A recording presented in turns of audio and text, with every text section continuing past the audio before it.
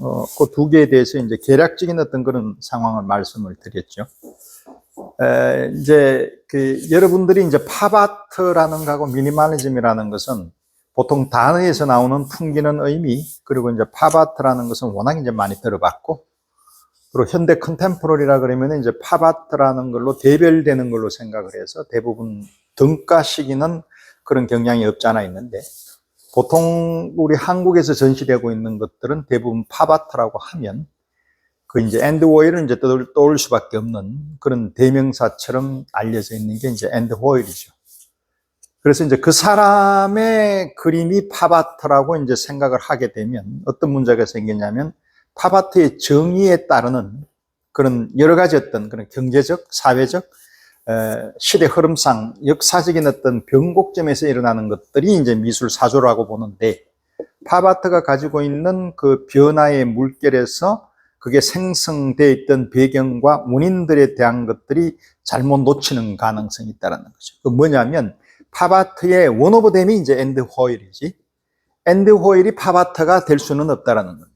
그래서 이제 팝아트라는 것을 그냥 우리가 접했던 그런 상황으로만 생각을 해버리게 되면 팝아트는 아주 이제 표면적인 것만 알게 되는 그런 버무를 여러분들이 이제 경험을 할 수밖에 없는 그런 상황이어서 조금 더 깊게 약간 디테일하게 들어가 보도록 하고, 이제 우리가 이제 요번 강의에서 제일 중요하게 생각하는 부분들이 그겁니다. 여러분들이 미국 미술이라는 것 자체가 이제 지금의 주된 흐름을 가지고 있는 그런 상황에서 살고 있는데, 그런 미국 미술이 가지고 있는 특징에 대해서도 이제 가본 사람들은, 눈치 빠른 사람들은 뭔가는 되게 빠르게 지나가는 어떤 그런 아주 세련되어 있는 컨템포러리의 어떤 그런 대표적인 상황으로 있다는 것을 이제 알고 있을 뿐이지, 그것을 등가를 시켜서 아니면 이렇게 비교를 해서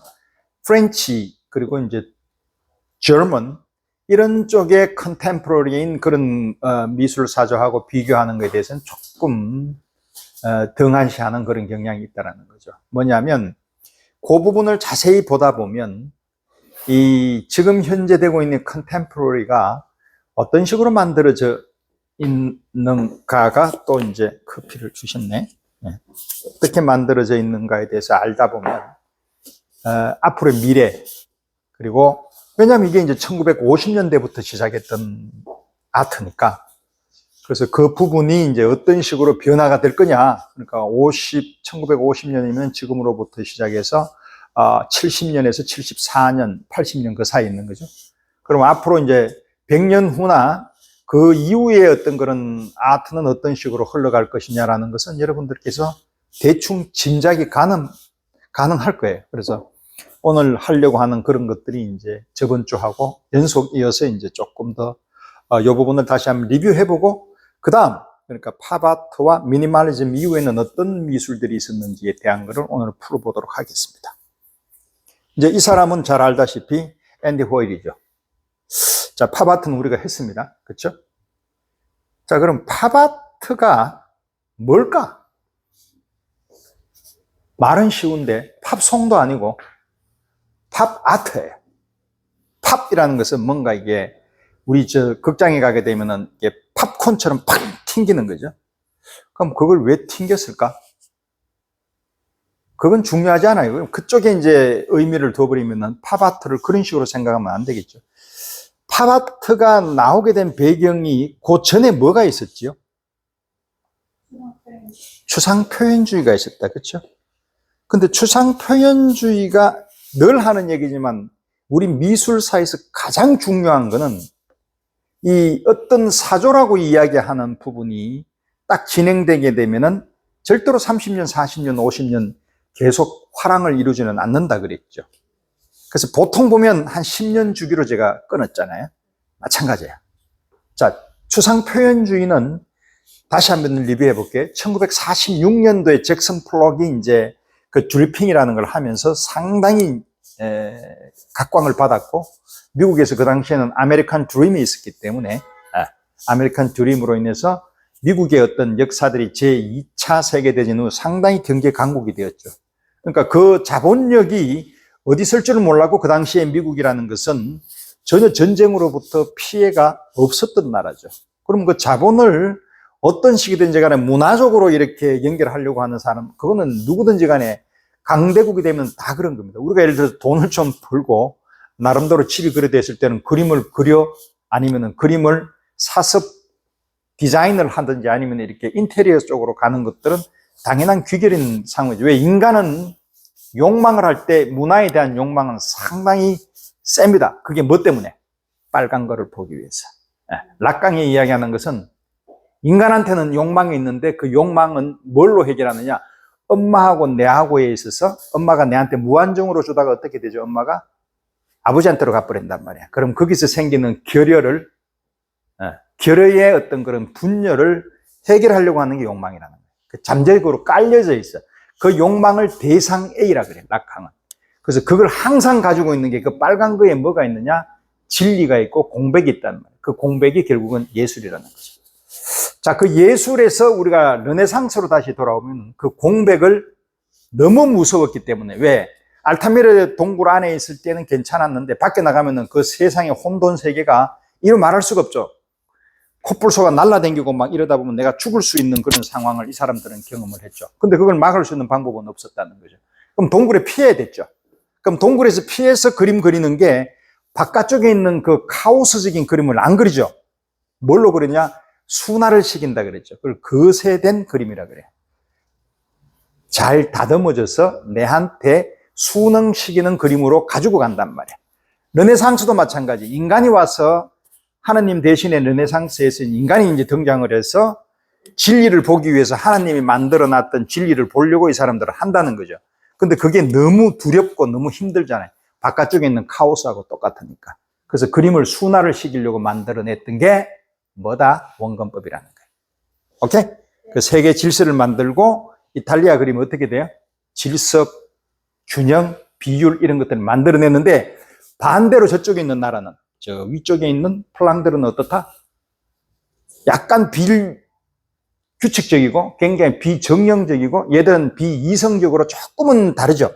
거기에는 벌써 이미 질서화된 어떤 그런 상황으로 하는 것보다 세련된 질서의 느낌은 없죠. 그렇다는 건 뭡니까? 이성이 그래 작동을 별로 안 한 거죠. 그럼 빨간 게 어느 정도는 많이 열려 있는 거죠. 그쪽 사람들은 굉장히 아직까지는 그쪽에 대해서 진리에 대해서 많이 열려 있다라는 겁니다. 이제 그렇게 왔죠. 자, 그러면 이 팝아트는 추상 표현주의라는 것 자체가 내 내면에 있는 모든 것들을 순수하게 그림에서 모든 걸 표현하는 것을 추상 표현주의라고 그래요. 순수한 거. 그러니까 이 그림이 재현도 아니고 어떤 그림에 종속되어 있는 문학이나 이런 거에 사파적인 기능을 하는 것도 아니고 그 그림이 가져다 주는 스토리에 문제가 되어 있는 것도 아니고 신화도 아니고 종교도 아니고 어떤 사람하고 내하고 살아가는 어떤 그런 리얼리즘 아니면 낭만주의에 있는 그런 사건 사고에 대한 얘기도 아니고 순수하게 색과 면과 선으로서만 승부거는 그 순수 예술을 표현해냈던 게 뭐다? 추상 표현주의라는 거예요. 그 락강이 이야기하는 그 부분에 일맥상통한 부분이에요. 그거는 뭘로 그린다? 내 내면에서 우연적인 거, 찰나적인 거, 손이라는 것을 들레즈는 다이아그램이라고 해요.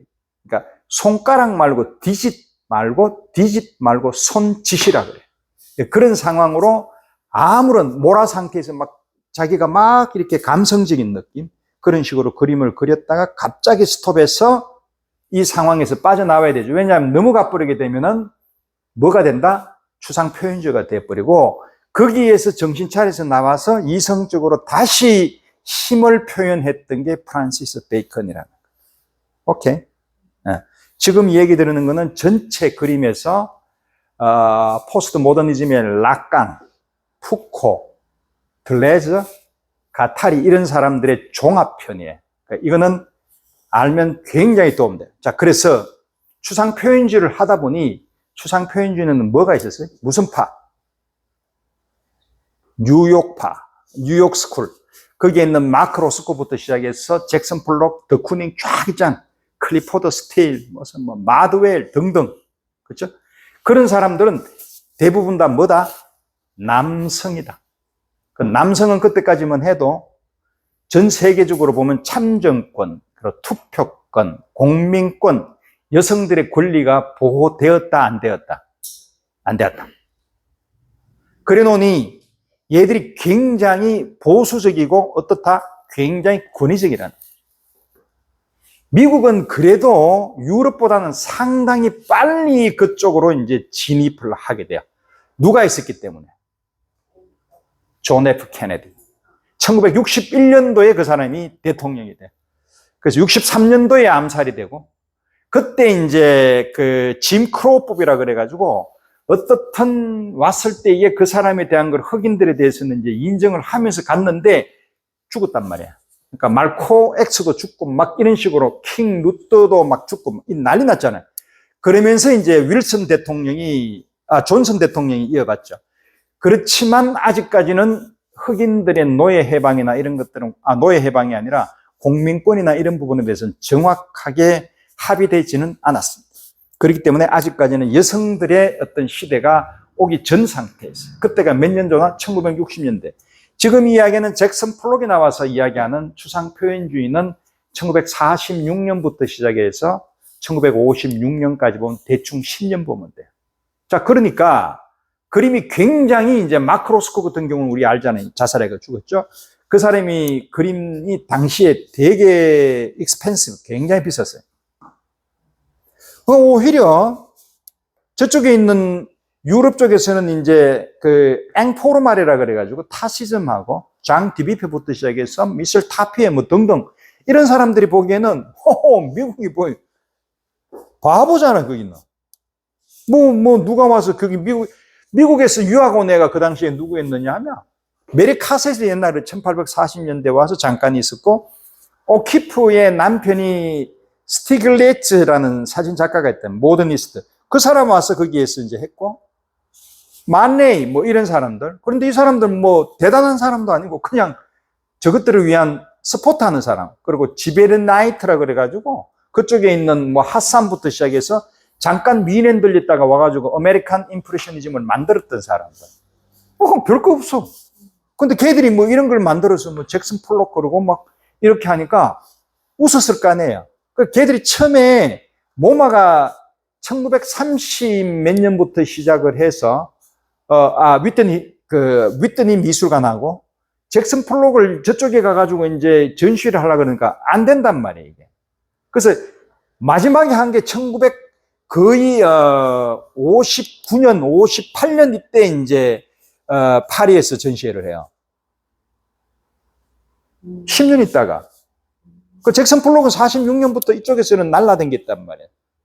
마크 로스코도 마찬가지고. 그만큼 오랜 시간이 걸렸어요. 왜? 쟤들은 별거 없다라고 얘기했는데 나중에 알고 보니까 그렇게 하는 애가 잭슨 폴록밖에 없었거든. 그래서 이제 정신을 차리기 시작을 했다. 그렇지만 얘들은 굉장히 자기 나름대로는 하이 퀄리티에 있다라고 생각을 했고 굉장히 비쌌고, 그럼 미국이라는 자체가 원래 귀족이나 이런 나라가 아니잖아요. 그죠? 독립전쟁을 했을 때는 벌써 이미 얘들은 남군, 북군 됐을 때는 벌써 굉장히 페어한 거에 대해서 익숙해져 있고, 그러나 아직까지 흑인에 대해서는 완전한 어떤 그런 걸 주지 않았고, 두 번째, 여자에 대해서 추천권이나, 참정권이나 이런 선거권에 대해서는 피선거권에 대한 거는 아무것도 지금 허락되지 않는 상황이기 때문에 미국은 아직까지 그런 세대. 그렇지만 다른 나라보다는 상당히 좀 페어했죠. 그렇지만 이 그림에 대한 거는 잭슨 폴록이 했던 그 추상 표현주의는 아직까지는 다 그렇게 하지는 않았어요. 그러니까 이제 그 다음 세대들은 너무 이렇게 이제 아메리칸 드림으로 해서 돈을 많이 벌다 보니까 그러고 난 뒤에 반향으로 항상 10년 있게 되면은 앤티 기질이 생긴단 말이에요. 그래서 등장한 게 비트 문화라는 거예요. 사실적으로 그때 그 있었던 상황을 조금 더 적나라하게 자본주의 사회에 대한 어떤 고발, 그리고 난 뒤에 이 보통 서민들에 대한 어떤 그런 것들을 권리를 보호하자는 쪽으로 비팅 문화, 그러니까 약간 이렇게 비터놓는 그런 문화가 되었죠. 그런 것들이 막 일어나는 그런 점에 나타나는 것들이 이제 네오다다라 그래가지고 약간 이런 부분들이 희석되는, 그러니까 추상 표현주의를 이 고급 문화에 대한 이 엘리트주의를 없애보자라고 나오는 어떤 그런 것들이 서서히 생기기 시작을 했단 말이에요.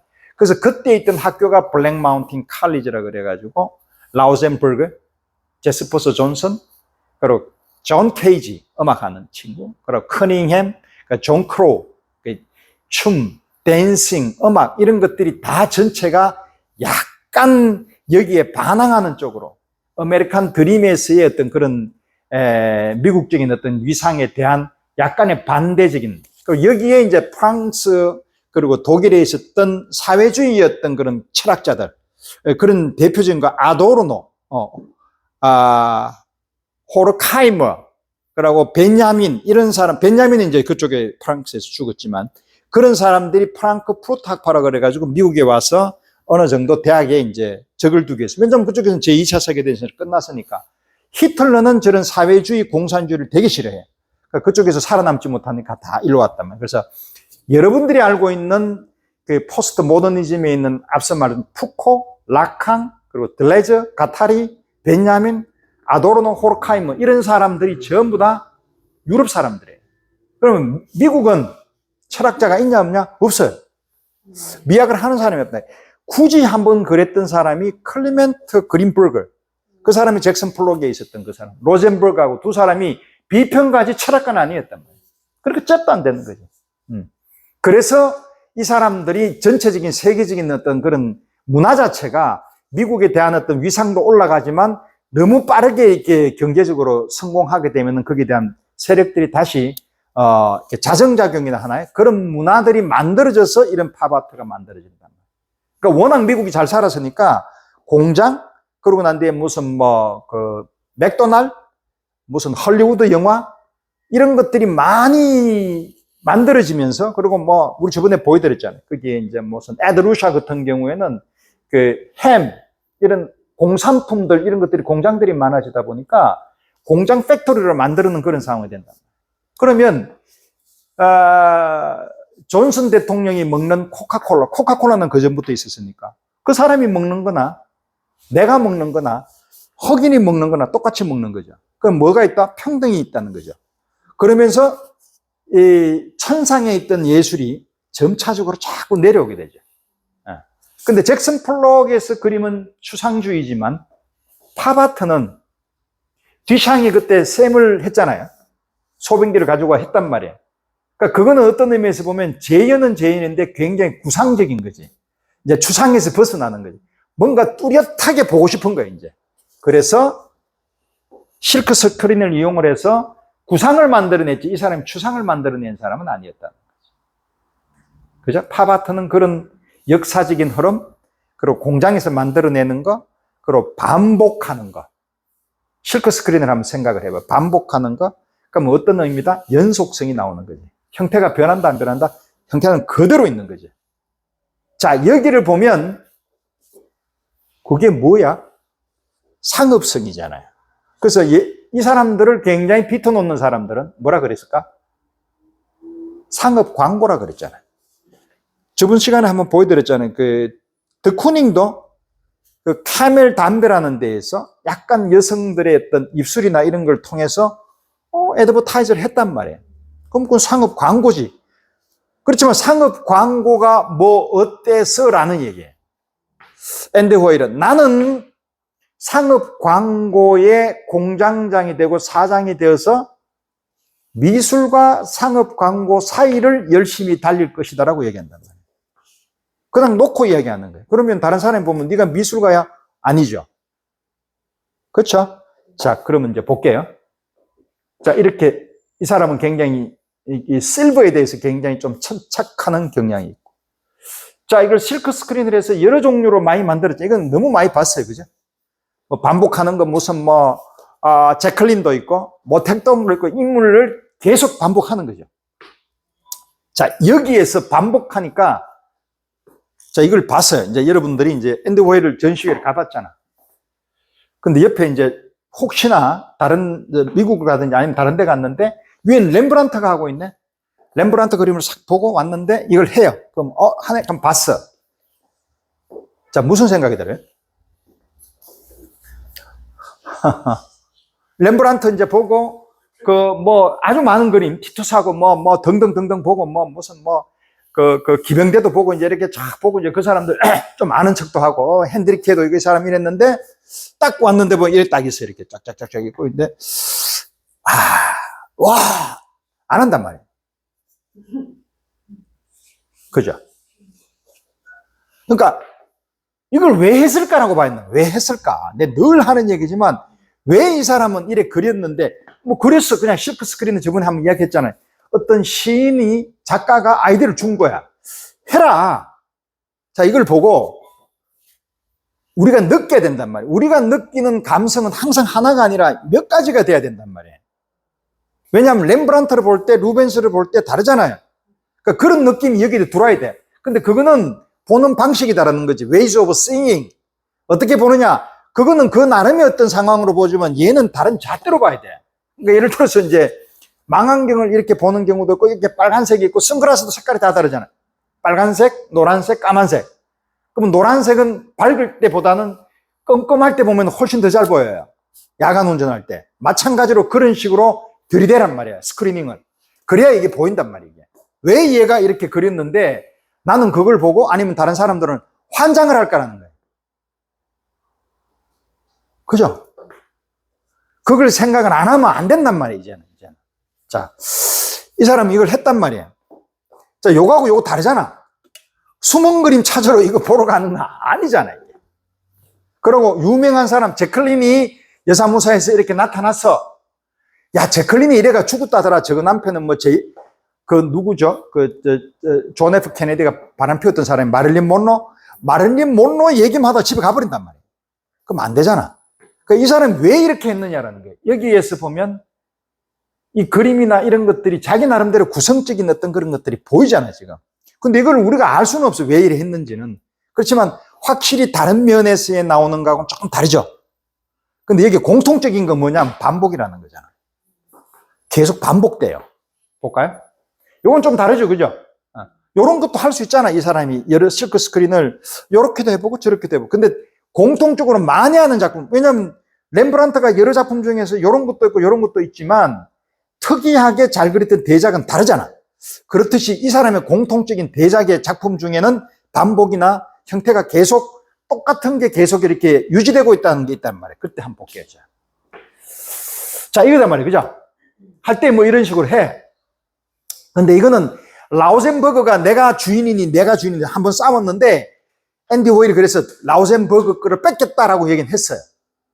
라우젠버그 알죠? 제스퍼스 존슨, 블랙 마운틴 칼리지, 존 케이지. 오케이. 했어. 모택통 여러 사람들 이렇게 웃고 가는데, 자, 볼게요. 반복은 하는데 처음에는 반복하는 게 다 달라. 형태가. 자, 이제 마지막에 내 결론을 한번 내려드릴게요. 깡통 나왔어요, 깡통. 쭉 나와요, 이렇게. 네. 이건 라우젠버그가 지우는 작업하고 실크 스크린을 썼던 방법이에요. 이거는 원래 오리지널리티는 라우젠버그한테 있다. 이제 그것만 알고 있습니다. 자, 캠벨 나왔어. 몬로 나왔어. 모택통 나왔어. 쫙 나왔어요. 그죠?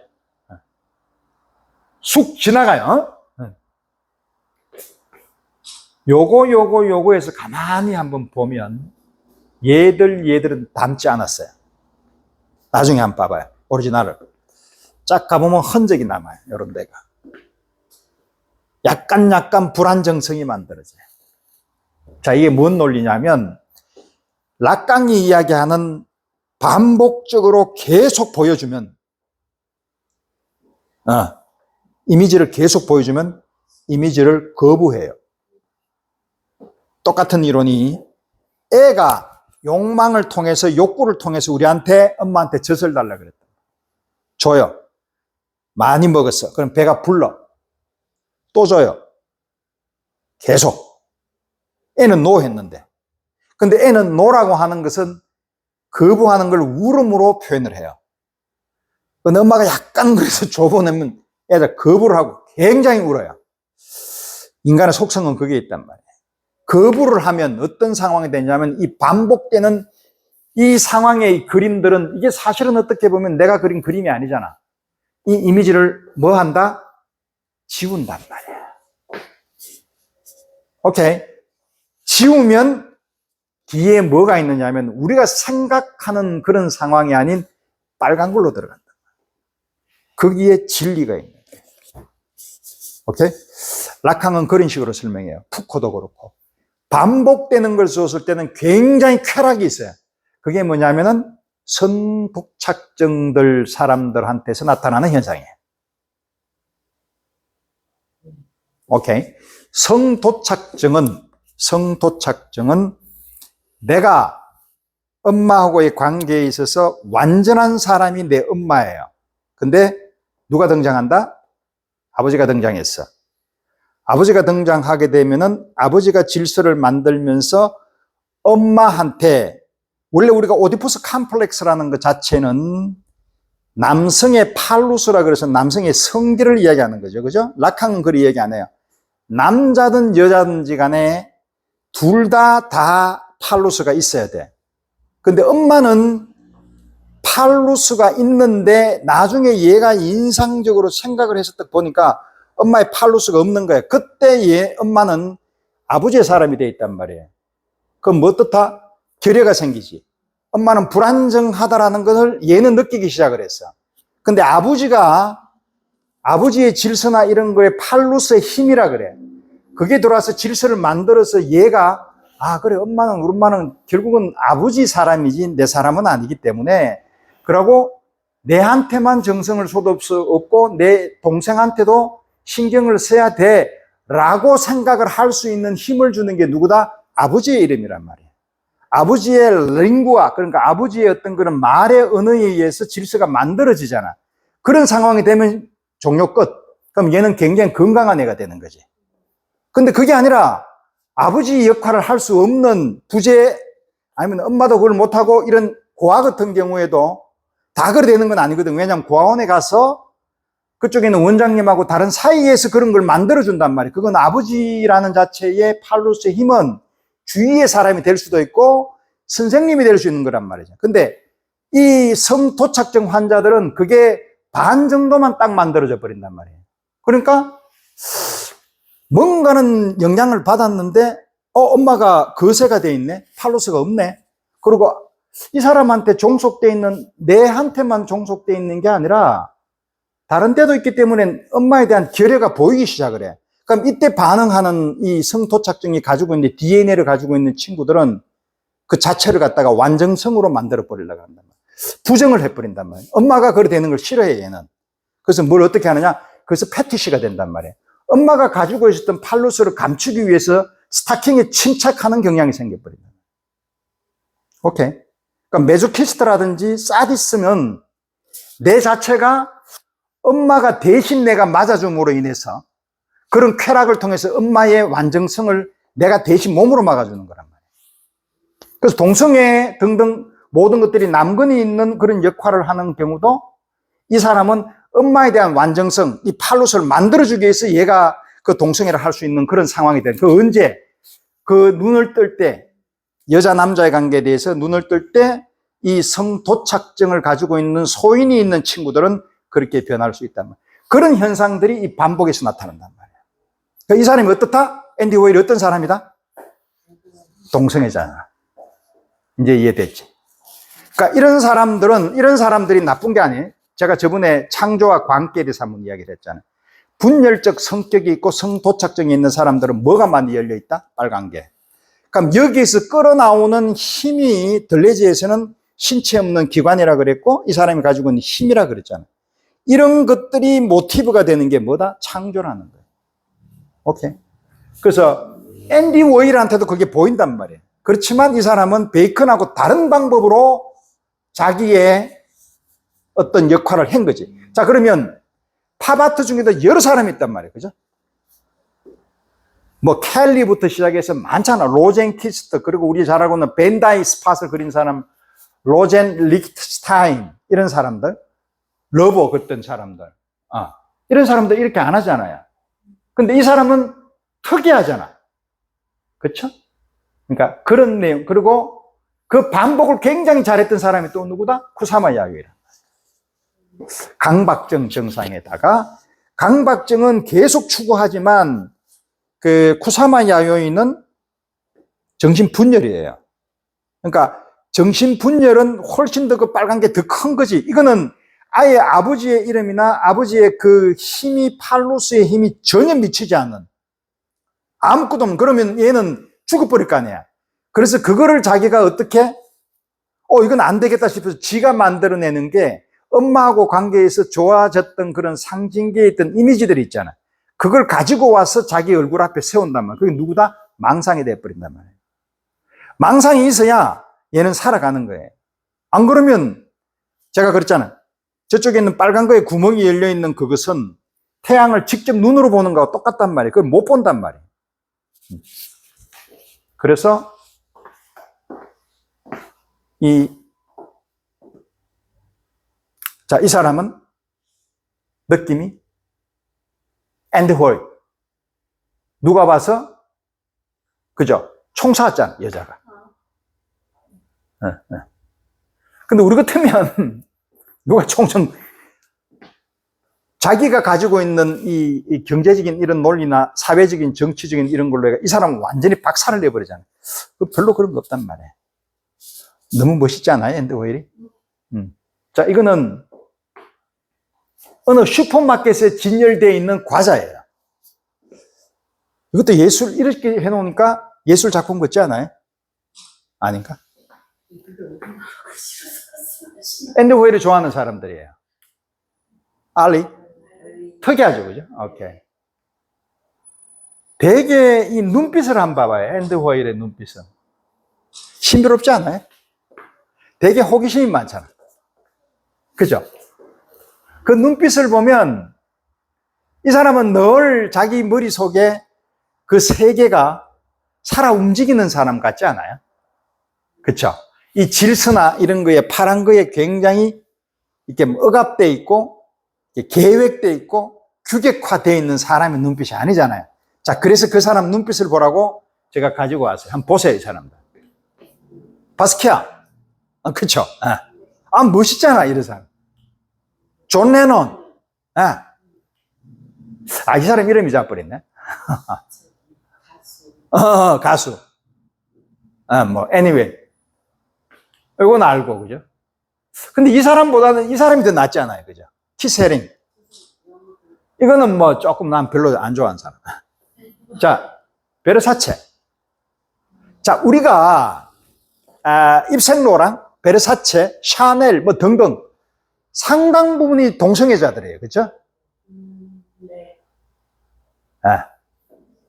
그거에 대한 얘기가 전혀 없어요, 아직은. 그래서 이거를 한번 공부를 해보려고 그러는데 아직 그게 잘 안 돼요. 요새 지금 제가 관심 있는 부분이 락강의 그 정신 분석에 대해서 또 관심이 있어서 지금 계속 보고 있는 중인데 너무너무 재밌어요. 그래서 제가 지금 이제 제일 포커스가 처음에는 우리 제가 프란시스 베이컨하고 루시앙, 그거는 이제 조족지일이었고 지금은 어디까지 올라갔냐면 이제 하이데거까지 갔어요. 하이데거에서 쭉 내려오는 이 흐름에서 창조와 광기라는 쪽으로 지금 제가 제목을 잡았어요. 그래서 그거는 상당한 시간이 좀 걸릴 것 같은데 그때 이야기했던 에드워드 뭉크하고 이제 반고흐의 얘기 등등등등. 그래서 반고흐는 저는 결론은 이제 그때 잠깐 이야기했지만 이 사람은 스트랜드버그라고 이제 그 아주 유명한 프랑스 작가가 있어요. 그 사람이 6년 동안 그 프랑스 감옥소가 아니라 그 병원에서 죽었는데 그 사람 정상하고 쥐하고 똑같다 그래가지고 락강한테 대들은 사람이 있어요. 그 락강이 유일하게 그 사람은 치료가 안 된다라고 포기한 사람이에요. 그 프랑스의 유명한 문학가예요. 그 사람이 그 반고흐가 내하고 정상이 똑같다. 근데 결국은 너희들이 나를 죽였다. 락강이 나를 죽였다. 그리고 반고흐는 누가 죽였다? 가셰 박사가 죽였다라고 얘기한단 말이에요. 왜? 그 쓰잘데기 없는 그 당시에 처음에 사용했던 약들이 디지털리제이션, 디곡신이라는 이야기란 말이에요. 그래서 아마 그것만 쓴 건 아니겠지. 등등 약간의 어떤 그런 그 당시에 정신과적으로 사용했던 그런 약들, 이런 것들로 인해서 앞서 얘기했죠? 빨간 게 많아서 내가 있을 때는 내 스스로, 지금 정신과 치료의 목적은 그 사람이 있었을 때에 이 현상이 네가 보고 있는 이 빨간 게 너무너무 힘드는 상황이 아니다라고 같이 손잡고 얘기하면서 그 사람이 이겨내는 걸로 만들어주는 게 정신과의 치료의 목적이에요. 약을 줘서 그 망상을 없애버리는 게 정신과의 약. 근데 지금 현재는 어떻게 되고 있다? 전 세계적으로 특히 미국의 중심의 약들은 전부 다 그 망상을 없애주는 쪽으로 쓰고 있다. 지금까지. 그래서 조금만 뭐가 문제가 생기게 되면 정상, 비정상을 나누어서 이 사람들을 우리하고 다른 사람이라고 차별하고 그 사람들을 가둬버린다는 거죠. 근데 알다 보면 요 며칠 전에도 어떤 환자가 그 칼을 들고 화단에서 정신분열증 환자래요. 막 이렇게 하고 있으니까 이 사람을 잡아서 가둬버리라 그런단 말이에요. 그럴 권리가 있나요, 우리가? 그 사람이 내한테 안 주겠는데. 물론 여러 문제가 생기는 것은 그 사람이 아니더라도 문제가 생기는 그건 사회를 탓해야 되겠죠. 환자를 탓하면 안 되잖아요. 그렇죠? 그 환자를 누가 만들었는데. 그 부분은 한 번쯤 깊게 생각해야 될 부분이다라는 거죠. 너무 오래 갔다. 자, 이제 가볼게요. 쭉. 얘가 이제 이걸 해요. 요런 가슴 모양의 어떤 그런 그 꽃잎 모양을 이렇게 해서 그려요. 그럼 이 작품이 앤디 워홀 작품인가요? 자, 그럼 이 작품하고 앤디 워홀하고 작품하고 차이를 이야기해 주세요. 그건 앤디 워홀이 그렸고 얘는 꼬맹이 어느 동네의 리라 유치원에 있는 6살짜리가 그렸기 때문에 안 된다 라고 이야기하면 정답이라고 이야기하기보다는 조금 그렇죠? 누구나든지 다 이야기할 수 있는. 늘 하는 얘기지만 그 당시에 무슨 마음을 가지고 얘가 이걸 했느냐라는 거예요. 얘는 지금 무슨 마음으로 하냐면 엄마가 그리라 그랬고 그게 이쁘니까 그렸던 거죠. 그럼 그건 예술 작품이 안 되는 거죠. 지한테는 예술 작품이 돼요. 그리고 집에서는 예술 작품이 되겠죠. 바깥쪽으로 봤을 때는 이 예술 작품 너무 많잖아요. 근데 앤디 워홀이 할 때는 이게 없었죠. 그죠? 오케이. 한번 깊게 그런 부분이 들어왔을 때에 여러분들은 어떻게 설명할 것인가에 대해서 깊게 생각하면 미술을, 팝아트를 이해하게 된다는 거죠. 그렇게 거꾸로 질문을 들어가야 이기에 뭔 오리진이 있는지에 대한 얘기를 할 수 있죠. 자, 그럼 이게 바나나를 실질적으로 했던 그 사람이 제일 먼저 했는 걸로 알고 있는데 앤디 워홀이 제일 먼저 했어요. 이거를 그렸고, 근데 이렇게 그린 게 아니라 원래는 이 사람은 요걸 목적으로 했어요. 약간 신체적인 목적. 그래서 이렇게 했는데 그 당시에 되게 비싸게 팔렸어요. 자, 요런 것들. 자, 했어요. 이제. 팝아트, 미니멀리즘. 미니멀리즘은 뭐 간단해서 제가 안 가져왔어요. 미니멀리즘의 의미는 그것도 똑같아. 반복. 그죠? 연속. 그리고 굉장히 강박적이잖아요. 도널드 저드의 벽돌 사나운 거. 그리고 이거는 뭐다? 기능적이잖아요. 뭐로 했나? 벽돌. 항상 공장에서 만들어야 돼. 내가 만들면 안 돼. 왜? 화가들이, 너것들이 너무 잭슨 폴록이나 이런 뉴욕파들이 너무 전횡을 저지르고 너무 비싸게 하니까 이제 거기에서 네 이름을 빼겠다. 누가 그렸는지를 모르게 하겠다라는 게 전체적으로 위쪽에 있는 화가들의 위상을 안쪽까지 리즘적으로 끌어내리는 게 대중적인 상황으로 만들고자 했던 게 팝아트고 뭐다? 미니멀리즘이라. 그러니까 미니멀리즘은 그래도 그 중에서도 저쪽에 있는 슈퍼로마티즘, 그러니까 말레비치, 구성주의, 구축주의 같은 러시아 쪽에서 조금 가져왔고 몬드리안하고 이런 가지고 있는 지오그래픽, 기하학적 추상에서 상당히 영향을 많이 받았죠. 그렇기 때문에 저렇게 나온 거죠. 자, 미니멀리즘 그런 게 있었고. 자, 그럼 미니멀리즘하고 팝아트가 되다 보니 1964년도부터 이제 그제 56, 7년까지 추상 표현주의 있었고 그 58년 그때부터 시작해서 이제 라우젠버그가 드쿠닝을 지우기 시작했다는 건 한물 가라는 거죠. 그러면 이제 추상 표현주의를 지우면서 팝아트하고 미니멀리즘이 나왔는데 한 10년 동안 됐겠지. 10년 있다 보니까 이제 슬슬 재미가 없어진단 말이에요. 64년, 65년, 66년. 누가 죽었다? 존 F 케네디 63년도에 죽었다. 그 나라가 굉장히 어수선했을 거 아니에요.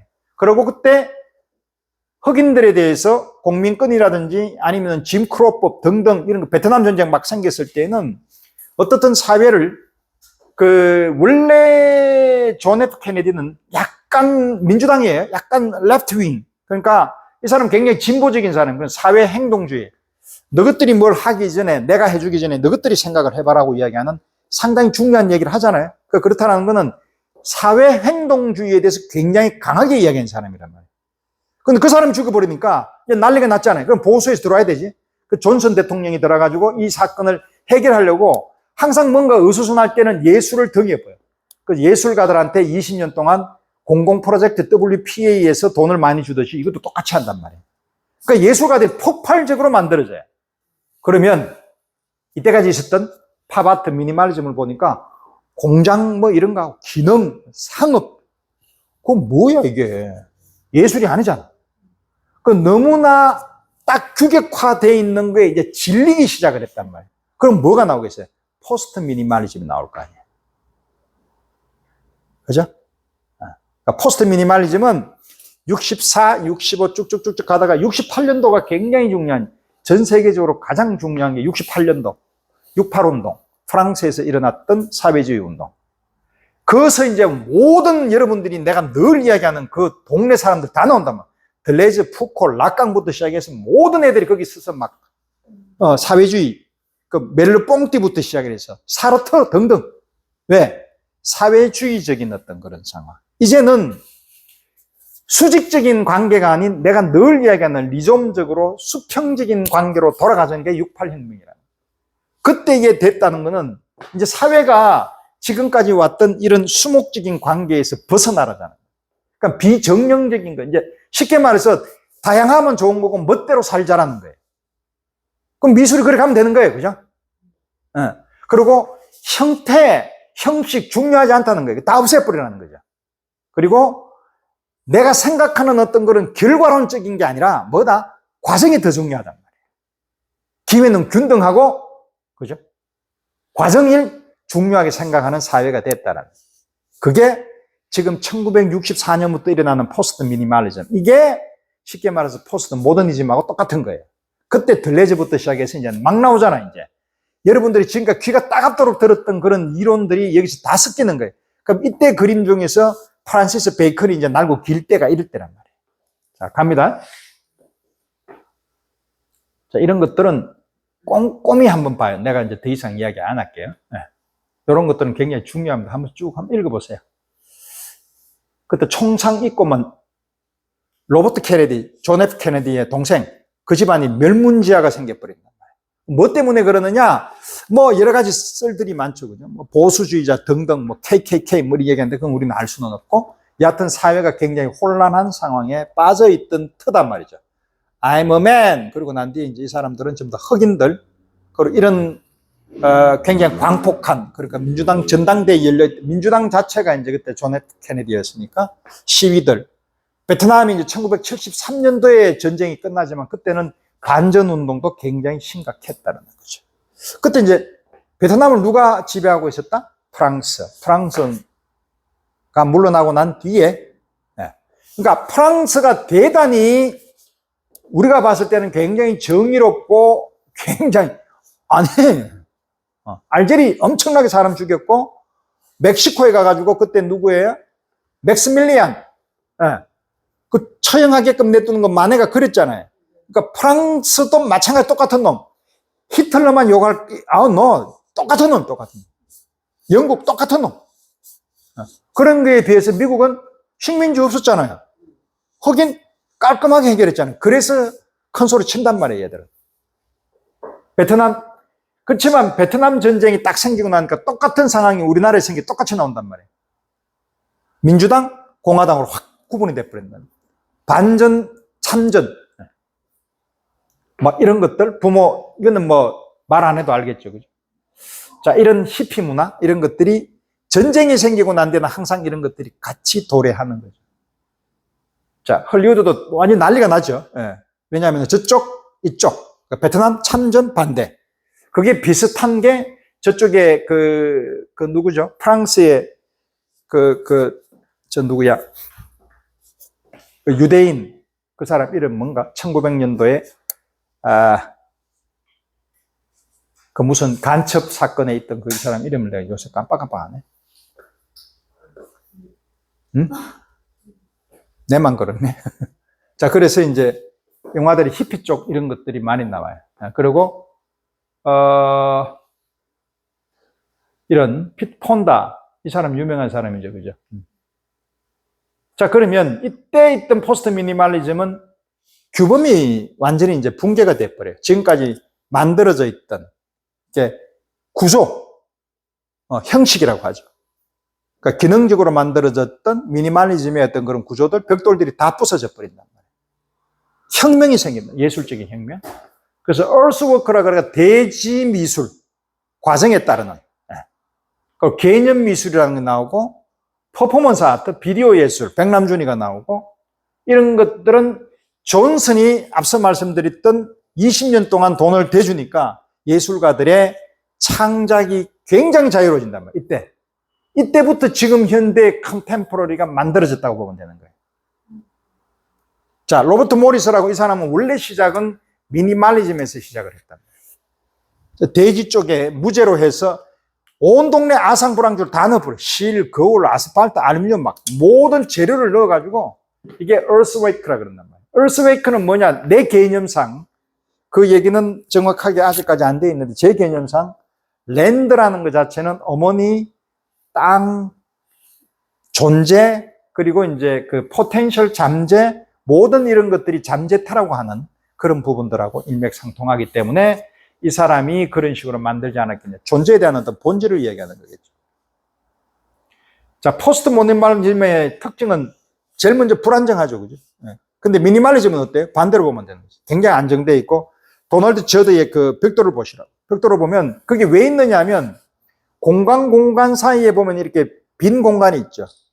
그 공간에 대한 얘기를 하는 거예요. 그리고 우리가 그 공간을 저 멀리서 보지 않아요. 그걸 딱 갖다 놓으면. 사람 호기심이 있어서 그림은 내가 봐서 그걸 3차원적으로 바로 그냥 머릿속에 인지를 해서 지각을 통해서 본단 말이에요. 내가 분석을 한단 말이에요. 종합 분석을. 근데 저런 것들은 거의 조각이란 말이에요. 그죠? 가서 본다는 거예요. 이렇게 보고 저렇게 보고. 그럼 뭐다? 관람자가 참여한단 말이에요. 그것을 이 사람이 당겨내는 거 이쪽으로. 그렇지만 이 작품은 누가 만들었는지를 절대 불문에 붙이는 정도로 만들었는데 그럼 그게 불문이 계속 가느냐? 절대로 안 간단 말이에요. 그래서 포스트 미니멀리즘이 나오는 거예요. 그리고 방향 감각의 상실을 했고 이제 비물질화 쪽으로 가고 뭐냐? 미니멀리즘이라든지 저런 것들은 팩토리 만들었기 때문에 결국은 막시즘이 이야기하는 물질주의로 갔잖아요. 왜냐하면 실크 스크린하고 뭐 하더라도 뭐 예를 들어서 코 수술 같은 거는 의자 같은 거 3개를 만들었고 뭐 밑에 벽돌 깔고 리차드 세라 같은 거는 강철 만들고 뭔가 물질이 있는 거죠. 근데 이제는 포스트 미니멀리즘으로 오면서 그걸 다 부정하는 거예요. 그러면 비물질화 쪽으로 간다? 그러면 정신적으로 가는 거죠. 그러면은 결과보다는 과정으로 가는 거지. 그 프로세스 아트라는 말을 쓰게 되는 거예요. 파편화가 되고 반형식주의. 그리고 미니멀리즘 같은 경우에는 러시아의 슈퍼마티즘이기 때문에 굉장히 청교도적인 어떤 그런 엄숙함이 있는 거예요. 그러니까 걔들은 약간의 어떤 종교적인 어떤 그런 숭고미의 냄새까지 났는데 이제는 그런 걸 다 없애버리는 거예요. 왜? 68년도인데 들레즈가 있는데. 그래서 제도적인 구조의 관계 그리고 반이성적이면 뭐로 간다? 감성적으로 간다는 얘기예요. 그래서 결국은 인식론적 관점과 존재론적인 관점에서의 밀고 당기는 어떤 그런 상황에서의 현대의 컨템포러리가 지금 처해 있다. 결과물을 사고하는 과정으로 바꿔버렸다. 이런 얘기. 딱 보니까 금방 나오잖아. 이게 포스트 미니멀리즘이다. 포스트 모더니즘이라고 이야기하는 그 부분. 히피죠. 리좀. 형식이 전혀 없고 자유로운 어떤 그런 상황. 억압되지 않은. 여기 또 막 흑인들. 되게 자유롭다. 그죠? 뭐 공민권이나 이런 것들은 굉장히 제한되어 있어도 자유로운 어떤 그런 사상을 가지고 있는 걸 표현하고 싶었다.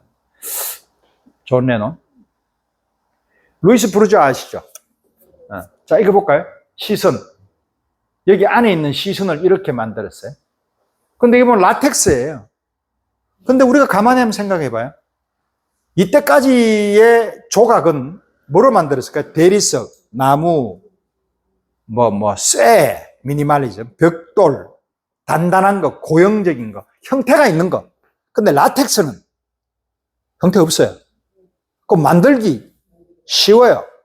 근데 이거는 공장에서 만들었다. 아니, 내가 만들어야 돼. 지가 만들기 시작했어. 라텍스로. 그래서 이때 재료에 대한 엄격성이 없어져 버렸다면, 그럼 내 멋대로 만들어. 그래서 나온 게 누구다? 그 IBK, 이브 클라인. 걔는 파란색도 만들었지만 이 사람도 굉장한 그런 것들을 가지고 있는 사람이에요. 그리고 포베라. 이탈리아에 가기는, 이탈리아 한 번씩 보세요. 뭐 청바지 옷 찢어진 거 전부 다가 막 그냥 전시한단 말이에요. 포베라. 아무것도 존재 가치가 별로 없는 것을 재료로 해서 만든단 말이에요. 그게 포스트 미니멀리즘의 하나의 형태. 요거는 웨스트만은 상당히 유명한 사람이에요. 금속, 나무, 뭔가를 만드는데 두껍기도 하고 뭐 등등. 이게 굉장히 호화로운 것이라고 이야기를 했는데, 이 사람들은 대부분 다 이런 명칭, 무죄로 하지 이렇게 이름을 짓는 경우는 굉장히 드물어요. 왜? 포스트 미니멀리즘에 있어가지고는 이런 사고에 제한이 들어가게 되면은 내 생각의 어떤 그런 확장성 이런 것들이 굉장히 이렇게 영역이 좁아져 버린단 말이에요. 그러면 사고의 틀이 경직화가 되기 때문에 안 된다. 나무로 만드는데 상당히 독특해요. 이 사람 나름대로 아이디어. 오케이. 쿠사마 야요이. 쿠사마 야요이의 그 반복은 이 사람 정신분열이라고 했다. 그죠? 이 사람하고 똑같은 요코 그 카나린가 나중에 제가 한번 그 창조 관계할 때 두 사람을 지금 가지고 보는데, 이 사람은 정신분열증으로 굉장히 타이트해요. 이 사람은 아버지 때부터 시작해서 뭐 그 얘기는 해버리면 너무 시간이 많이 가니까, 아버지의 어떤 그런 상황, 그 상황에서 엄마가 아버지의 어떤 그런 그 해프닝에 대해서 그냥 묵인했던 거, 이런 것들도 굉장히 엄마에 대한 적개심으로 나타난단 말이에요. 근데 거기에 반해서 요코라는 사람하고 이제 둘 다 정신병 환자예요. 일본은 참 대단했던 게 이 두 사람을 TV에 인터뷰를 시켜요.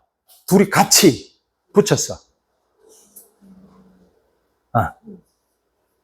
서로 질문하는 거예요. 작가들끼리. 근데 그것도 문제가 있는, 우리 같으면 노하잖아요. 왜? 뭔가 되게 캥기는 게 많은 사람들이 원래 인터뷰 안 해요. 절대로 안 해요. 내가 손해볼 게 많은 거. 이 사람들은 손해봐도 해요. 그게 대단한 거예요. 왜? 자기가 정신병이라는 것을 전 일본에 다 노출하는 건데. 쿠사마 야요이가 하잖아요. 요코도, 기꺼이, 나는 하고 싶어. 둘이 붙였어요. 요코가, 야, 네 그림 그리는 거 보면 좀 야르게 꽂다. 그때만 얘가, 너는 진정하게 그림에 대해서 생각을 안 하고 그림을 그리는 거구나. 그래, 나는 그래 그린다. 나는 내가 생각나는 대로 그냥 막 그려.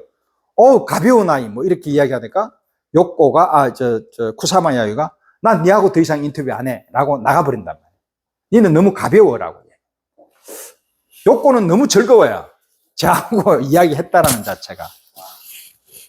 자, 그러면 우리가 이 지점에서 뭐가 옳고 나쁘다라는 건 얘기를 못해요. 그러니까 제가 이야기 드리고 싶은 것은, 쿠사마는 빨간 거 안에 깊숙하게 있는 이 바닥 있죠. 이 바닥이 이제 심연이라고 봐요. 이게 이제 아까 제가 이야기했던 본질, 잠재태, 뭐 여성, 땅 다 같은 거예요. 빨간 거, 최정점에 있는 거. 끝까지 내려가요, 이 사람은. 우리 인간은 항상 이 끝까지 내려가고 싶어 하잖아. 끝까지 내려가서 거기는 우리가 이제 더 내려가면 안 되니까 우리로 하여금 이 물에 이제 수조에 물이 있다고 쳐요. 이 물은 우리가 역사, 그리고 아버지 질서 이런 것들이 나를 땡겨요. 너무 가지 마, 큰일 나. 우리 그런 경우 있잖아. 가면 안 되라고 막 땡긴단 말이에요. 그래서 못 가, 바닥까지. 못 가, 우리는. 근데 이 사람 들어간단 말이에요. 시면을 본 사람한테서는 그 창조가 나온단 말이에요. 그러니까 쿠사마 야요이는 시면의 작품이에요. 이 사람은 거기에서 끝까지 들어가서 거기서 다시 손잡고 위로 올라오는 사람이에요. 뭘로? 점으로. 반복하는 걸로. 안 그러면 이 사람은 자기 너무 힘드니까. 오케이? 그게 망상하고 똑같은 걸 표현하는 거예요. 근데 요코 그럼 나중에 보여줄게요. 오늘 깜빡하고 아니지 앞으로. 요새 내가 깜빡함. 그 얘기 안 하려고 그랬는데, 요코는 자폐증 환자예요. 자폐증은 다중인격이랍니다. 그러니까 이렇게 깊게 안 들어가. 망상 같은 거 별로 없어. 그냥 사회적으로 조금 언어적으로 이성에서 약간 벗어난 이런 것들이 다중적으로 나와. 약간 차이가 있잖아요. 자폐증도 되게 심한 경우 있고 그렇게 않은 경우. 요거는 그렇게 심하잖아요. 근데 얘는 표면이에요, 표면에. 안 내려가고 그냥 깔딱깔딱하고 위에서 논단 말이에요. 근데 그게 너무 다층적으로 있으니까 굉장히 브라이어티한 그런 작품들이 나오겠죠.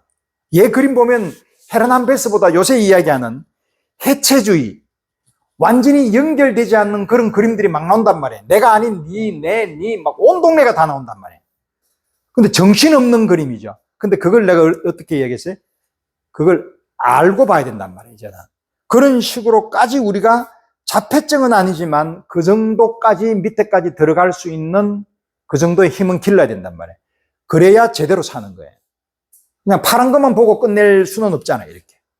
오케이? 그래서 쿠사마 야유는 그만큼 멋있는 사람이에요. 이런 사람이 누가 있다, 우리나라에? 이건민이가 있어. 너무 좋아하는데 잘 안 보이네, 얘가. 근데 뉴욕에서 지금 현재 아무튼 그 우리 장기 안에 있는 그림을 그리는 이건민 한번 찾아봐. 서울대 회화과 나왔고, 저하고 되게 좋아하는, 우리 관장님하고 내하고 너무 좋아하는 그림. 자, 이제 아까 얘기했다시피 많이 포기해요. 포스트 미니멀리즘. 다 포기해버린단 말이에요.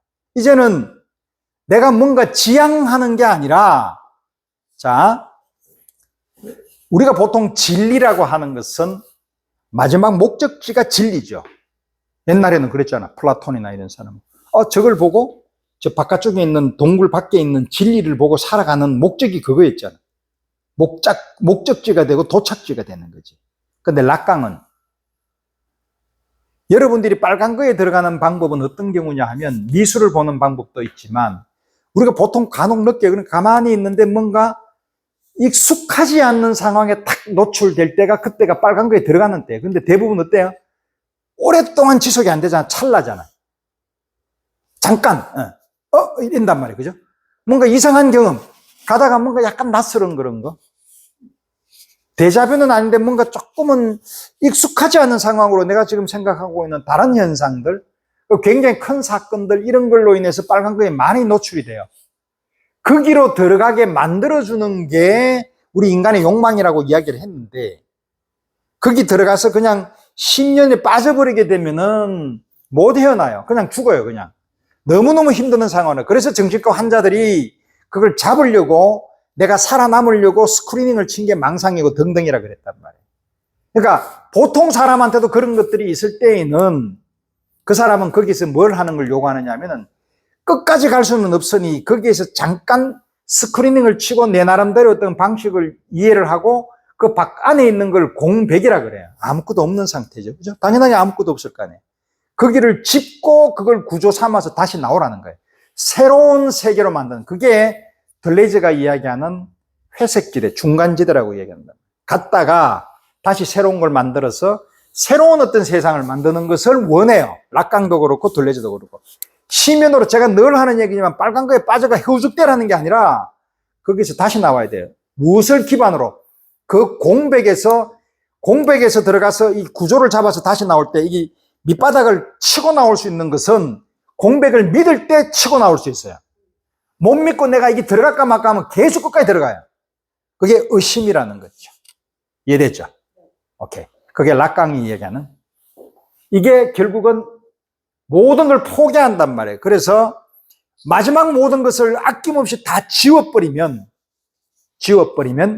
진리가 보이는 거예요. 그러니까 우리의 진리는 현재 되고 있는 이 지식 체계의 구멍을 진리라 그래요. 비어 있는 거. 막 채우잖아요, 우리가. 그런데 매일 채우는 것 같은데 그건 뭐냐? 그쪽을 진리를 자꾸 이제 오해한 거지, 내가. 근데 채워도 안 채워져. 그 구멍이 진리예요. 근데 우린 진리를 어떻게 생각을 했어요? 새로 하나 만들어 놨잖아요, 플라톤은. 저 바깥쪽에 있는 건데, 그거를 계속, 그러니까 이 사람 입장에서는 진리라는 것은 없잖아요. 이 사람은 진리가 굉장히 중요해요. 그래서 이 사람은 그림을 그릴 때도 첫 번째 카피하는 거, 침대에 진리가 있다? 이 침대를 만드는 목수보다도 이 목수의 침대를 뺏기는 사람을 세컨드 카피라 그랬잖아. 퍼스트 카피는 침대지. 그러면 플라톤은 이 첫 번째 카피를 만드는 목수를 더 쳐요, 이 사람보다. 근데 지금 생각해보면 그런 진리가 어디 있어요? 진리는 변하는데. 없는데. 그럼 이 재현이라는 건 리프레젠테이션이 없다라는 거예요. 그래서 프란시스 베이컨이 저런 그림을 그리는 거예요. 진리가 없으니까. 오케이? 자, 이제 이런 거 보면 이제 여러분들이 이런 글자에 대한 것들이 이해가 되기 시작할 거예요. 그러면 그런 식으로 그걸 흡수를 시키다 보면 빨간 거에 대한, 제가 늘 빨간 거지만 그 빨간 거가 여러분들이 생각하는 것들이 자꾸 이제 확장이 돼요, 느낌이. 그걸 이렇게 쭉 생각을 해봐요. 근데 그 생각을 여러분들이 안 하려고 그래요. 그게 얼마나 재미난 작업인데, 그게. 여러분들이 실질적으로 써먹을 수 있는 거야, 이게. 근데 그걸 안 써먹고 그냥 관능적이다, 불규칙, 수수께끼 이런 것만 생각하면 그냥 그림만 하다, 그게 아까 지식체계의 파란 거에서 놀다가 끝나는 거예요. 그걸 한번 생각을 해봐. 내가 이런 상황에서 아버지의 이름으로 내가 이래서 질서가 잡혀 있는데 내가 보니까 이런 상황이 생겼다. 그러면 감성적인 부분하고 이성적인 부분으로 내가 어떤 식으로 반응을 했고 내가 살아오면서 어땠고 이런 부분을 해결할 때에 이런 걸 이런 식으로 느꼈다. 이런 것들을 조곤조곤 생각을 해보면 어디까지 들어가면 쭉 떨어져 밑에까지. 이런 것들을 느껴봐야 이게 제대로 된 그림을 볼 수 있는 거예요. 그걸 안 보면 첫날 봐봐야 그냥 그 그림이에요. 그 그림이라면. 저 사람이 저걸 왜 그랬을까라고 하는 것을 이런 식으로 접근하면 굉장히 저 사람하고 동화가 된단 말이에요. 그림을 그렸던 사람. 왜? 대부분 화가들이 그리니까 이 사람들이. 사람 마음이 감성하고 이성하고 두 개지 세 개가 있는 게 아니잖아요. 자, 여기에 있는 사람들이 리차드 세라. 이번에 죽었죠, 이 사람? 네. 얼마 전에. 에바 헤세. 아까 얘기했던 에바 헤세. 이 사람 상당히 유명해요. 이 사람은 그때 그 뉴욕파에서 저 뒤에 있는 여자 하나 있었죠. 마크 로스카하고 마드웨라고 등등. 유일한 찍혔던 사람, 에바 헤세. 저 사람은 거기서 시작을 했다가 루이스 부르주아도 원래 추상표현주의의 창립 멤버였거든. 근데 이 사람은 그거 안 하다가 이 사람은 나중에 뜬 게 70, 80대 떴잖아. 마망으로. 그럼 그때 그거 하다가 쭉쭉 나와가지고 포스트 미니멀리즘까지 나온단 말이에요, 이 사람은.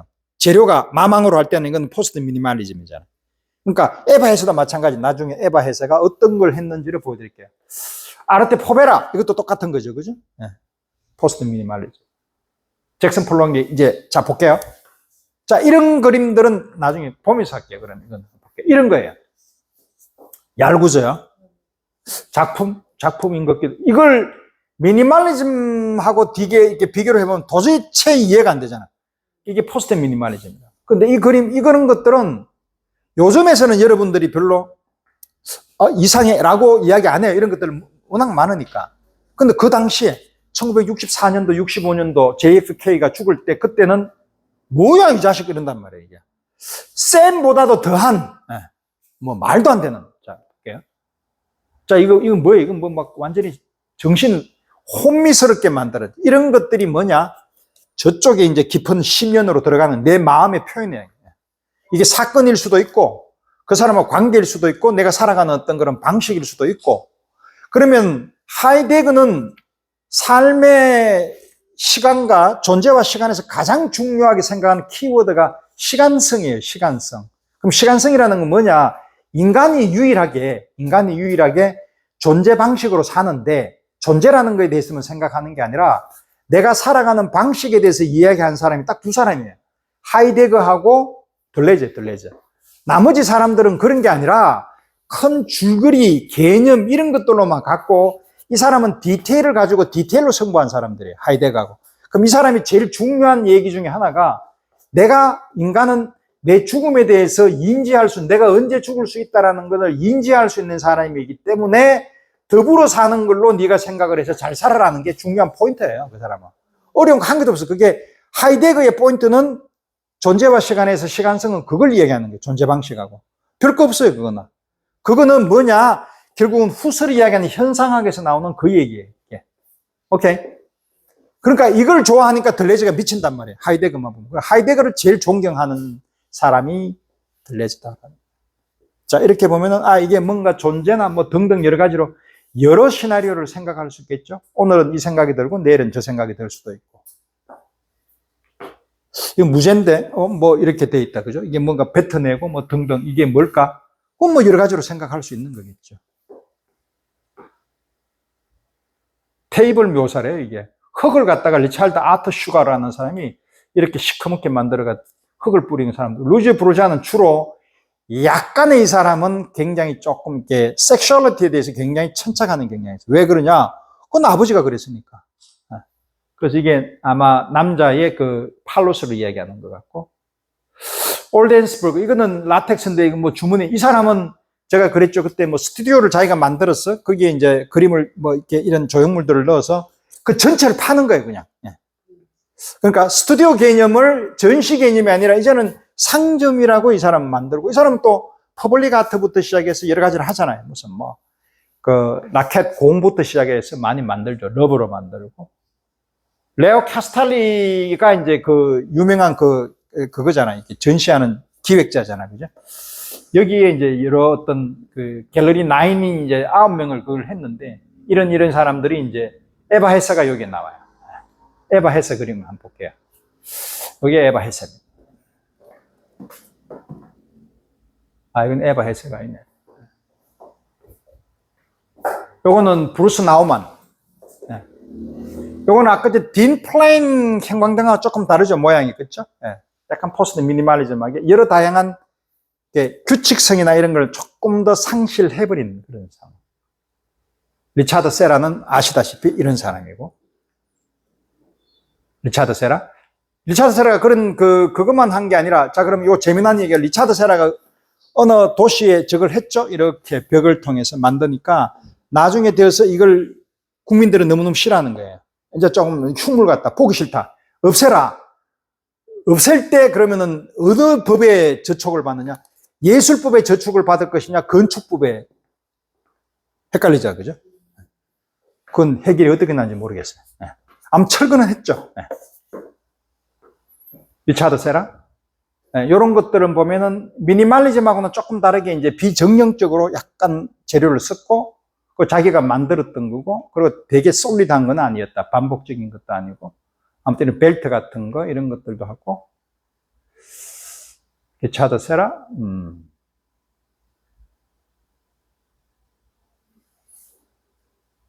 에바 헤세.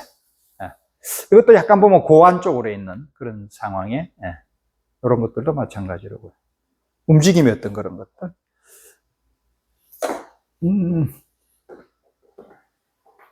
이것도 로버트 모리스. 이 사람은 상당히 유명하다 그랬죠. 이 사람은 행위예술도 하고, 이런 포스트 미니멀리즘 그 조각도 하고, 이 사람은 비평적으로 굉장히 책을 잘 쓰는 사람이에요.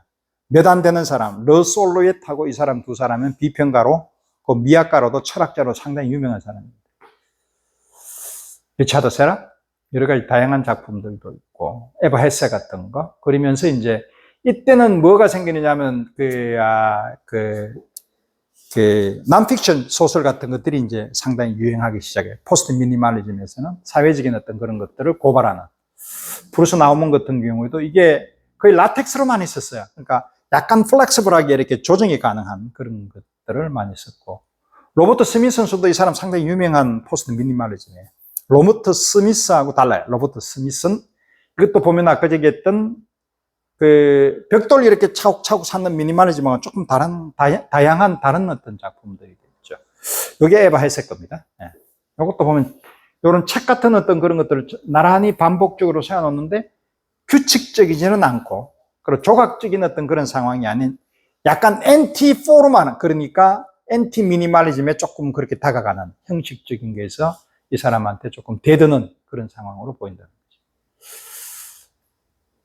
뱅글리스, 이 사람도 상당히 유명한 사람인데, 주로 이제 이런 약간의 그 섹슈얼리티의 어떤, 그리고 이런 것들은 이제 이제 벌써 이미 거기 나오는 거죠. 퍼포먼스 아트처럼 이렇게 behavior, 그러니까 움직이는 행위들 자체에 대해서 반복적으로 만든다는 거죠. 그럼 그것은 영화라든지 아니면은 우리 보통 그 독립 영화 같은 거라든지 아니면 다큐멘터리 할 때 조금 차곡차곡 해서 그걸 이미지를 반복하게 만드는 이런 식으로 무성을 통해 가지고 이제 필름을 흑백처럼 만드는 그런 작업들을 했다는 거죠. 이런 것들이 있고, 로버트 스미스는 이런 경우 이제 벽돌 같은 것뿐만 아니라 그냥 흘러가 있는 어디서 굴러다니는 벽돌 같은 거 주워와서, 왜냐하면 미니멀리즘의 도널드 저드라든지 이런 사람들은 공장에서 반드시 규격이 딱딱 정해져 있어야 돼. 거의 뭐 1cm의 오차도 생기면 안 될 정도로 굉장히 그 부분이 두 개가 구분이 안 되는 정도로 만들어야 되는데, 이거는 뭐 그냥 주운 거, 이런 것들로 만들었다. 포스트 미니멀리즘. 그래서 난픽션 소설들이 등장하면서 이제, 요때 이제 뭐가 생겼느냐 하면, 재향군인해법이라고 해서 베트남 전쟁이 막을 내리니까, 그쪽에서 온 사람들이 많잖아요. 그러니까 재향에 대한 어떤 그 후원을 하든지 아니면 이 사람들에 대한 처우 개선을 해줘야 돼. 그래서 상당 부분을, 도시에는 땅값이 너무 비싸니까 그 약간 저쪽으로 이제 시 외곽 쪽으로 집을 지어줬단 말이에요.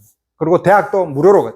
그러니까 사람들, 특히 이제 여성들이 대학을 많이 다니는, 그래서 그 당시에 리 크레스너, 존 미첼 뭐 등등, 프랭켄 탈러 이런 사람들이 대학을 아주 쉽게 들어갔단 말이에요. 그때는 여성들한테 대한 문화가 많이 넓어졌고 돈도 공짜로 주니까. 그리고 이 사람들이 돈을 받아가지고 대학 공부할 수 있는 그런 상황이 전부 다 무료고 집도 마음대로 주니까 예술가들이 굉장히 확장된 그런 상황으로 갔다는 거죠. 그러다 보니까 도시가 공동화가 생긴다. 오히려 더. 근데 이제 흑인들은, 남부에 있는 흑인들이 먹고 살려고 하다 보면 좀 대도시화로 일단 도시로 들어오잖아요. 그 역전 현상이 생겼네? 그러니까 도시가 어떤 상황이 되냐면 약간 범죄 소굴같이 되어버린단 말이에요. 그러니까 이거를 안 되겠다라 싶어가지고 이제 만들어낸 게 이 퍼블릭 아트라는 거예요. 그때 시빅 센터 앞에, 이게 1964년도밖에 안 돼요. 우리 보통 이탈리아나 가면 이 광장 문화 같은 거 있잖아요. 거기 갔다라는 것은 광장에서 사람들이 의견을 공유하고 민주주의의 어떤 태동이 되는 게 광장 문화잖아요. 그거 마찬가지로 이 광장에 대한 어떤 그런 그 아이디어를 미국에서 아트로 성화시킨 거죠. 그래서 이거를 이런 식으로 퍼블릭 아트라는 개념을 새로 만들어서, 이거는 피카소 작품이에요. 이거를 이런 식으로 해버린단 말이에요. 그러니까 엄청 구경꾼들이 많았죠. 그러니까 이거 괜찮다, 다시 도시로 들어오는 어떤 그런 작업의 계기를 마련했던 게 이 퍼블릭 아트가 되었다. 그리고 또 하나는 약간 관음증, 그러니까 사람이 약간 이렇게 다양화가 되게 되면 사람의 생각들이, 캐릭터, 그러니까 개성들이 굉장히 다양해져요. 그 사람을 따라다니면서 어떤 그런 뒤에 흔적을 밟는 거, 그걸 찍었는데, 이게 누구냐 하면 벤야민이라고 있어요. 벤야민 철학자 중에 아도르노하고 굉장히 친한 친구인데 사색하는 철학자예요. 이 사람은 뭘 잘하느냐 하면은 거리를 이렇게 천천히 걷는, 거리 걷는 사람의, 우리 까이오보트에 모자 쓰고 있는 사람, 마네 같은 이런 사람을 플로네르라 그래요. 보드레르 같은 사람들이 그렇게 했죠. 그러니까 프랑스 쪽에 있는 사람들은 그 플로네르에 대해서 상당히 허밍에도 마찬가지고 굉장히 좀 동경하는 경향이 있어요.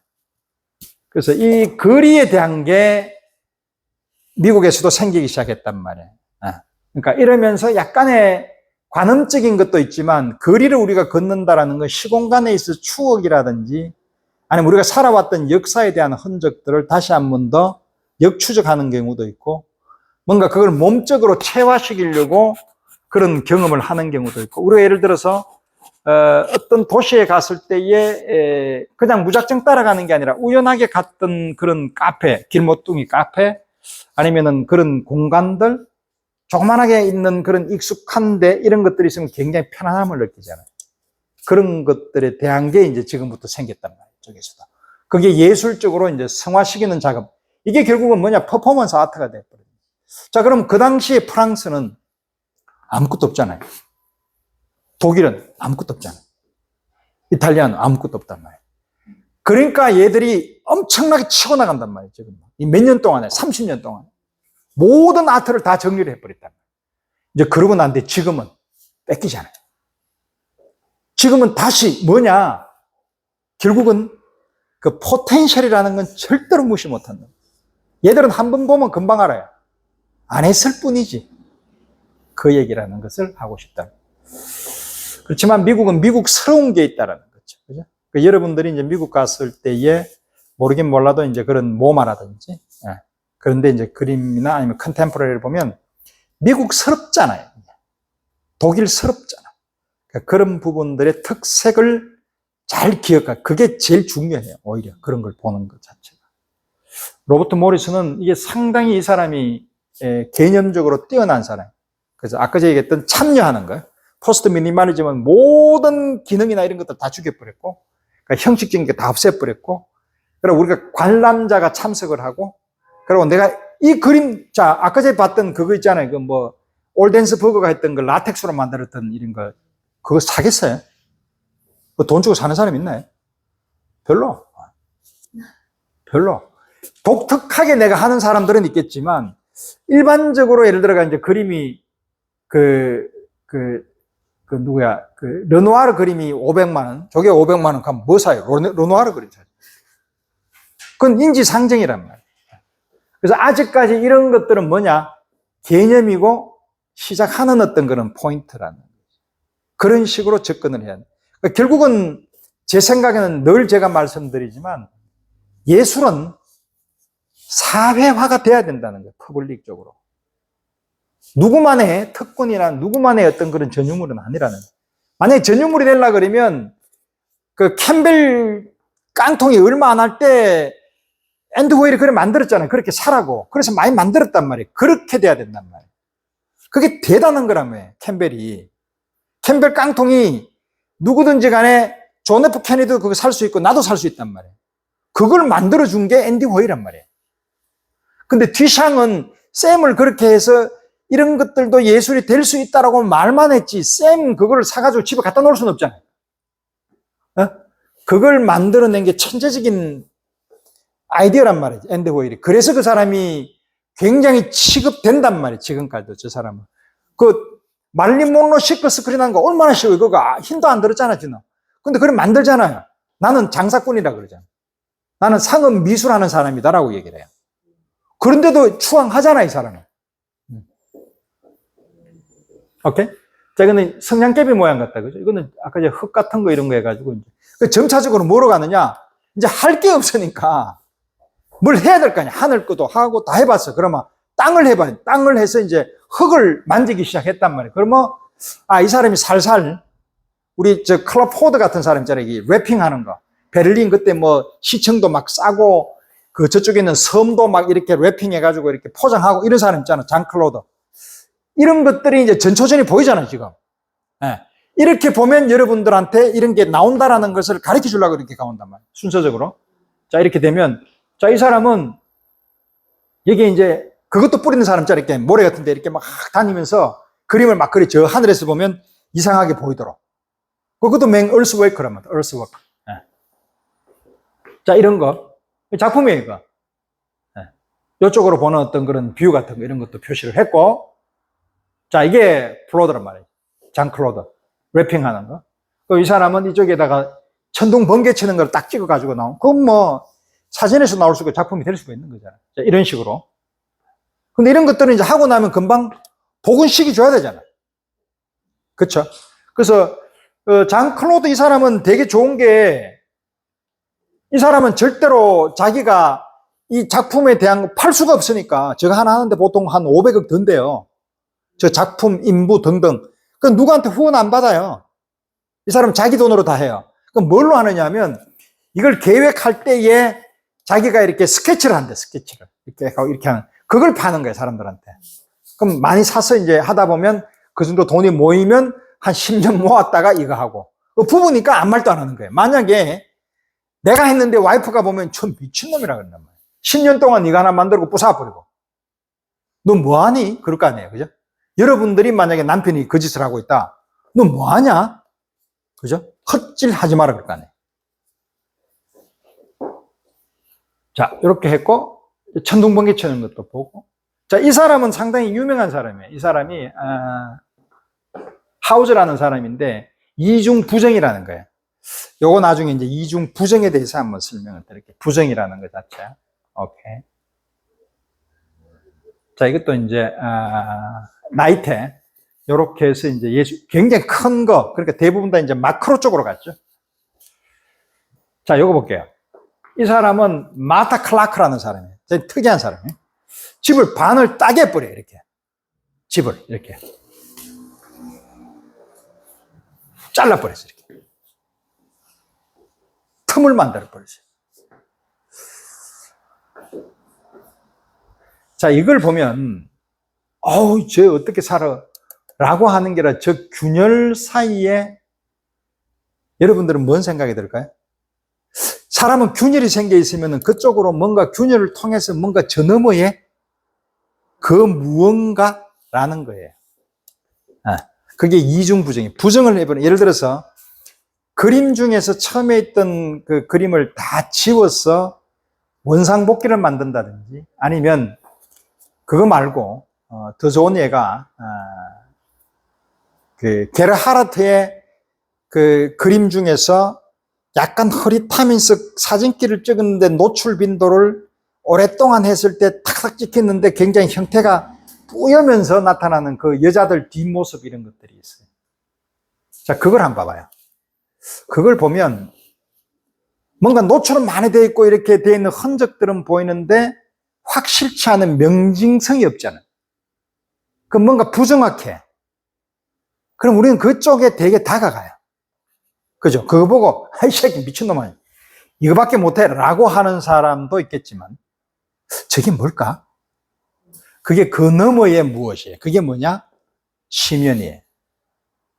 그걸 유도할 줄 아는 사람의 괜찮은 화가예요. 락항은 그 사람들을 굉장히 훌륭한 화가래요. 그래서 화가의 목적은 여러분들을 그쪽으로 데리고 가는 역할을 하는 사람을 화가라 그래요. 락항은.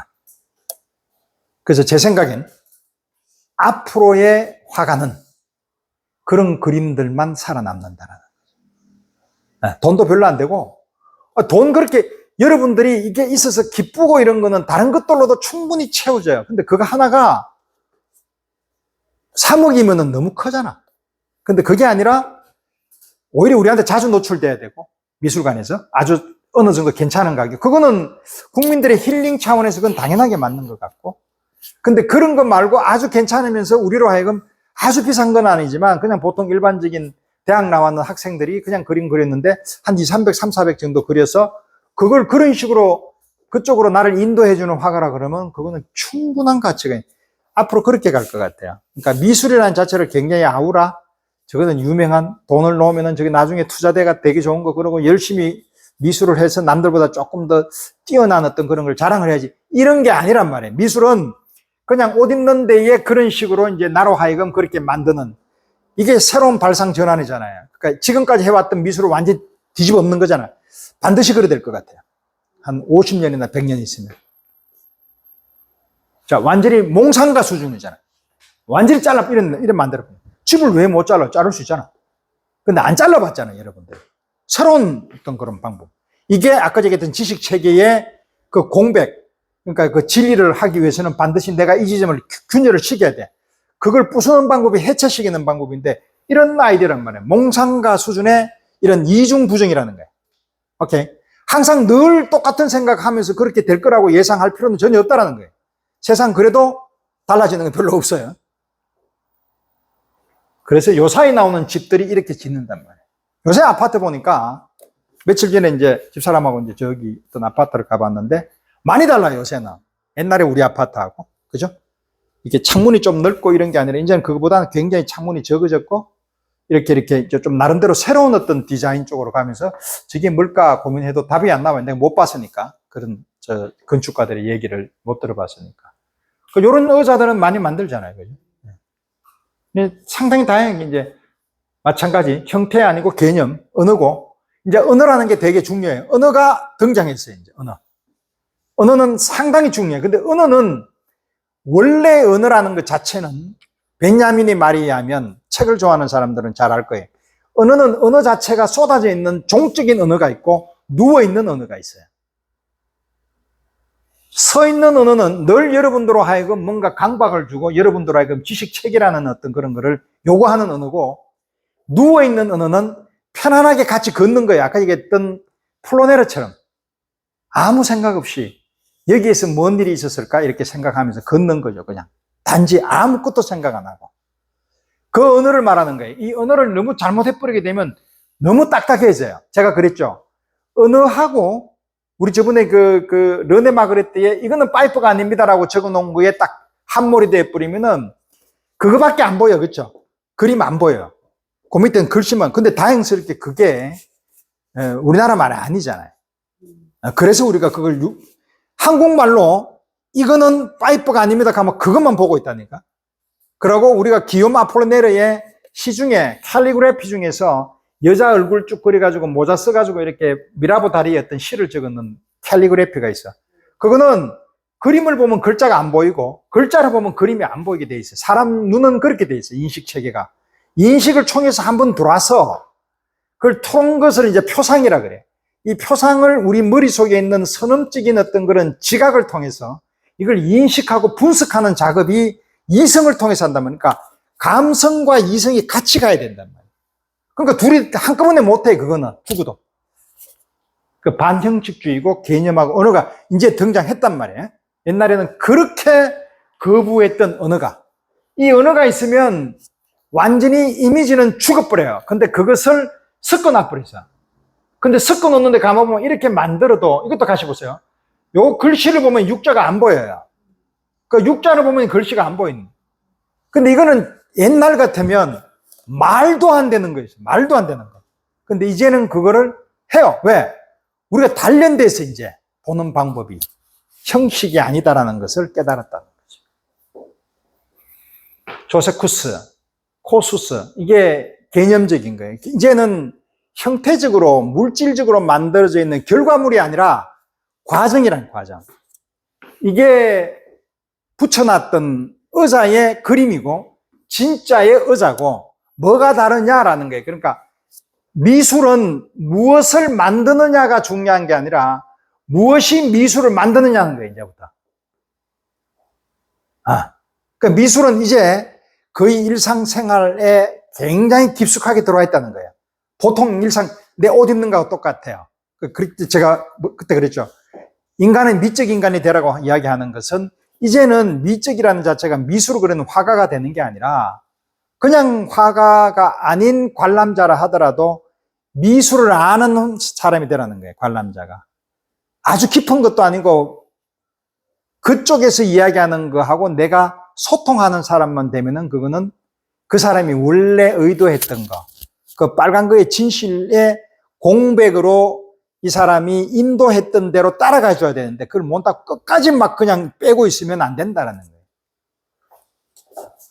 자, 이런 식으로 이런 것들도 가는 과정에 있는 것들도 굉장히 작품, 옛날 같으면 뭔 장난치냐 그럴 거 아니에요. 네 중간에 그림 그리다 말았지 이런단 말이에요. 근데 이런 것들도 작품이 되는 거예요. 자, 이렇게 아파트 파는 거 이런 것도 다 작품이 된단 말이에요.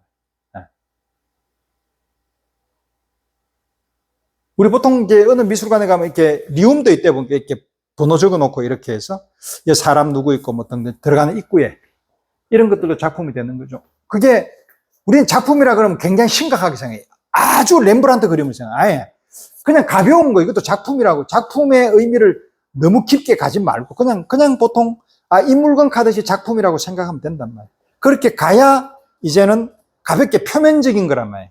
심연적으로 가는 것은 거기에서 올라가서 이제 그쪽으로 가는 어떤 경험을 이 사람이 나한테 땡겨주는 거지, 너무 깊게 거기에 어떤 아우라를 씌워서 미술이 가져야 되는 덕목이나 이런 형식주의에 빠지지 말라는 거예요. 아파트 파는 맨해튼 부동산 보유물이래요. 이걸 이제 작품으로 만드는 거예요. 그러면, 야, 장난치나 그럴 거 아니에요. 요 앞에 있는 부동산 원 중개사에서 저거 해놓고 난 전시하면 이런 미친놈, 이런단 말이에요. 그죠? 근데 이걸 처음 만들어서 이걸 하게 되면, 나름대로는, 자, 거의 다 왔어요. 오케이. 이 프로그레스 아트로 이제 변했고, 닉슨이 이제 사임하죠. 왜냐하면 이게 워터게이트 때문에.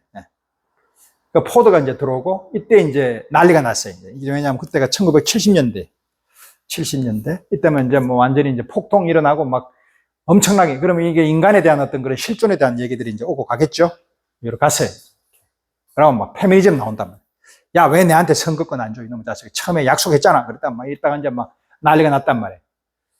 그래서 이제 이 사람, 유명한 사람, 이런 사람들이 이제 자기의 어떤 그런 것들을 이렇게 표현을 해낸단 말이에요. 신체적으로. 그렇죠? 그러니까 주로 이제 섹슈얼리티에 대해서 이제 이야기하는 거죠.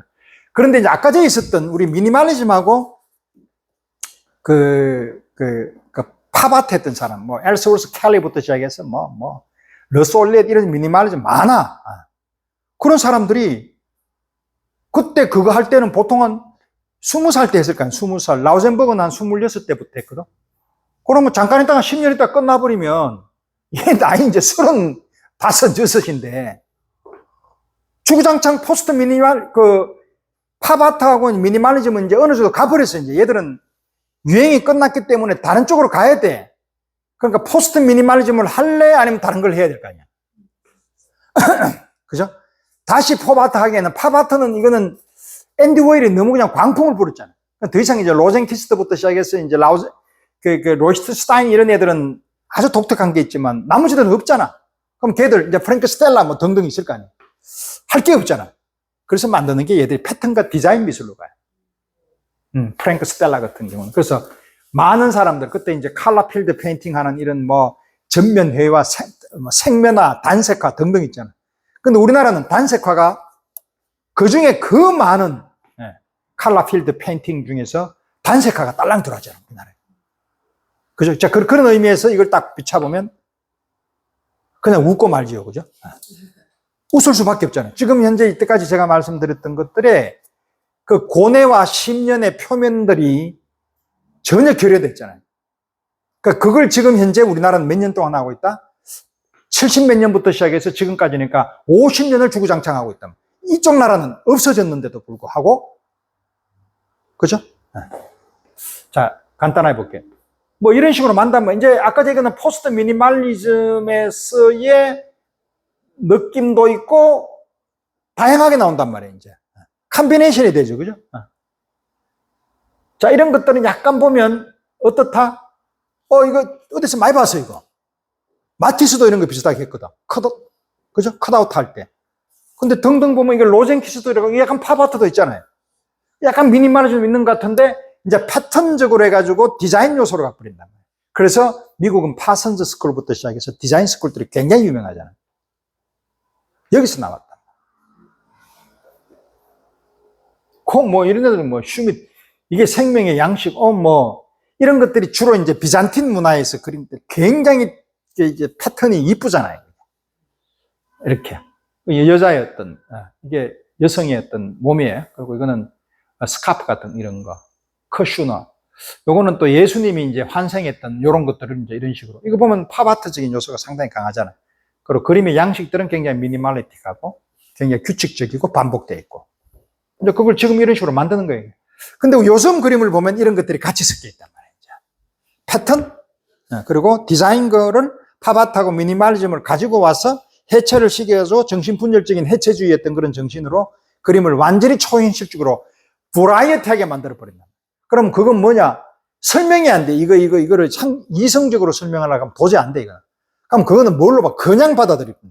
자꾸 그걸 받아들이다 보면 우리가 색깔 같은 거 봤을 때 기분이 굉장히 그거 하듯이 그냥 임프레션으로 받아들이라고. 그걸 이성으로 작동해 이게 뭘까라고 하면 그때부터 말리는 것밖에 안 돼. 아무것도 안 보이기 시작한단 말이에요. 그래서 그런 그림들은 한번 보고 다시 와서 아무 생각 없이 빵 봤을 때 느끼는 그 느낌만 가지고 와서 그 다음 또 가고 싶으면 또 한번 가보고. 제스퍼스 존슨이 이렇게 그래요. 마지막에 왔을 때. 이제 말년이죠. 오케이. 솔로이또 미니멀리즘 했다가 이런 식으로 가고. 이제 패턴하고 이제 이런 식으로 가. 이 슈니먼은 이 사람은 페미니즘이겠죠, 이게? 오케이. 자, 이런 식으로 오노 육고. 이게 이제 그런 식으로 약간 여성의 어떤 그런 부위를 강조하면서 퍼포먼스 아트 하는 거예요. 일본이 이게 되게 강해요. 우리 한국도 되게 강한데 이런 부분들이 굉장히 우리 한국은 퍼포먼스 아트에 대해 가지고 대접을 안 해. 왜 그러냐? 페인팅에 대한 상당히 보수적인 어떤 견해가 있다. 벌써 깨진 지가 언젠데 아직도 그러고 있단 말이에요. 그러니까 요즘은 좀 깨진데 아직도. 여러분들이 깨야 돼요. 그거는 여러분들이 보면서 그런 데를 안 가든 이런 것만 가든 그래야 달라진다. 그러니까 이런 것들 페미니즘, 이것도 페미니즘. 안나 맨디에이타, 칼 안드레 남편, 부인, 이 사람 둘이 굉장히 훌륭한 사람, 퍼포먼스 아트, 이 여자 되게 훌륭한.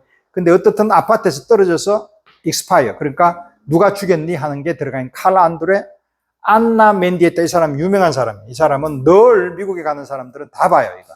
퍼포먼스 아트. 이 화염병에 자기가 몸을 이런 식으로 하기도 하고, 그 자기의 모양 자체를 조각으로 만들어. 생체 조각이라고 해요. 그러니까 자학하는 게 아니라 생체 조각. 그처럼 이렇게 표현을 하는 거죠. 이건 퍼포먼스도 될 수 있고, 조각도 될, 스컬프처도 될 수도 있고. 이런 식으로 이 구석탱이, 이건 옛날부터 있었던 거죠. 리움에 가면 이런 거 많잖아요. 창안을 해서, 이 사람 자학하는 게 아니라 자기의 모양, 신체를 이렇게 익스포즈 하는 거. 이것도 마찬가지로. 요셉 보이스. 고요태, 우리 이거 미국에 가서, 나는 너무 미국이 아름다워 라고 해서 이제 이렇게 이야기하는, 이게 퍼포먼스 같다. 요셉 보이스. 요거는 이제 요즘 나오는 어떤 그런 그 댄싱인데, 옛날에 그때 이야기했던 제가 플락서스 운동이라고, 존 케이지하고 나왔던 그런 사람들의 네오다다에서 나오는, 해프닝에서 나오는 하고는 좀 다른 게, 이 사람들은 그룹핑을 해서 이렇게 댄싱을 하는, 요즘의 댄스하고는 조금 다른 그런 양상을 띠고 있대요. 자, 이 사람은 너무나 우리 한국이 자랑해야만 되는 사람인데, 이 사람에 대한 아이디어나 이런 것들이 별로 없다 보니, 저도 그 당시에 상당히 오해했던 부분도 있었고, 이 사람은 상당히 괜찮은, 우리나라에서 유일한 사람이었고, 베니스 비엔날레를 갖다가 한국관을 만들어줬던 사람이죠. 그러니까, 그리고 의학적인 측면도 굉장히 강하고, 그 눈빛 보세요. 항상 사람을 볼 때는 이 잘생기고 못생긴 건 아니라 눈빛을 보면 돼요. 살아있단 말이에요, 이 사람. 뭔가 추구하려고 하는 그 눈빛이 막 그냥 여러분들을 뚫고 지나가는 거 있잖아요. 이게 비디오 아트. 그때 있던 비디오하고 이제 TV하고 같이 사용을 해서 이 사람은 전파를 송신할 수 있는 것까지 해서 TV의 어떤 그런 스크럽처 기능까지 같이 해서 이렇게 했던 세계 최초. 그리고 개에 대해서 이제 이렇게 비디오 모니터링을 해서 하는 이런 것들. 그러니까 이거를 뭐야? 라고 할 게 아니라, 이러네? 이런 것부터 생각할 수 있는. 이 사람은 샘을 굉장히 이렇게 오마주 했겠죠. 디샹에. 오줌 누는 거기 때문에 소변 변기에 대한 어떤 그런 오마주가 될 테고. 포스트 모던 이런 것들은 약간 이렇게 다양하게 이렇게 나타나는 그런 것들. 이런 기능들. 좀 비정형적으로 나타나는. 자, 이거는 뭐냐면, 자, 이러다 보니까 미국이 구상이 죽어버렸어. 그죠? 미국 구상을 본 적이 있나? 여러분들이?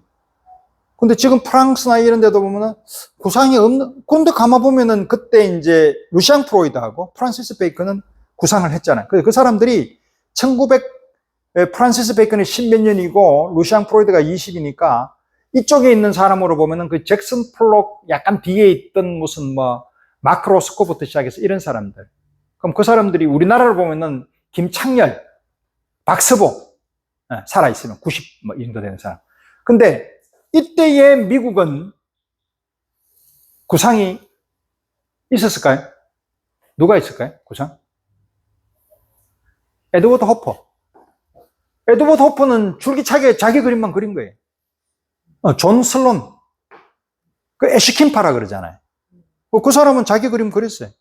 그리고 앤드류 와이어스, 약간 이래가지고 이제 저쪽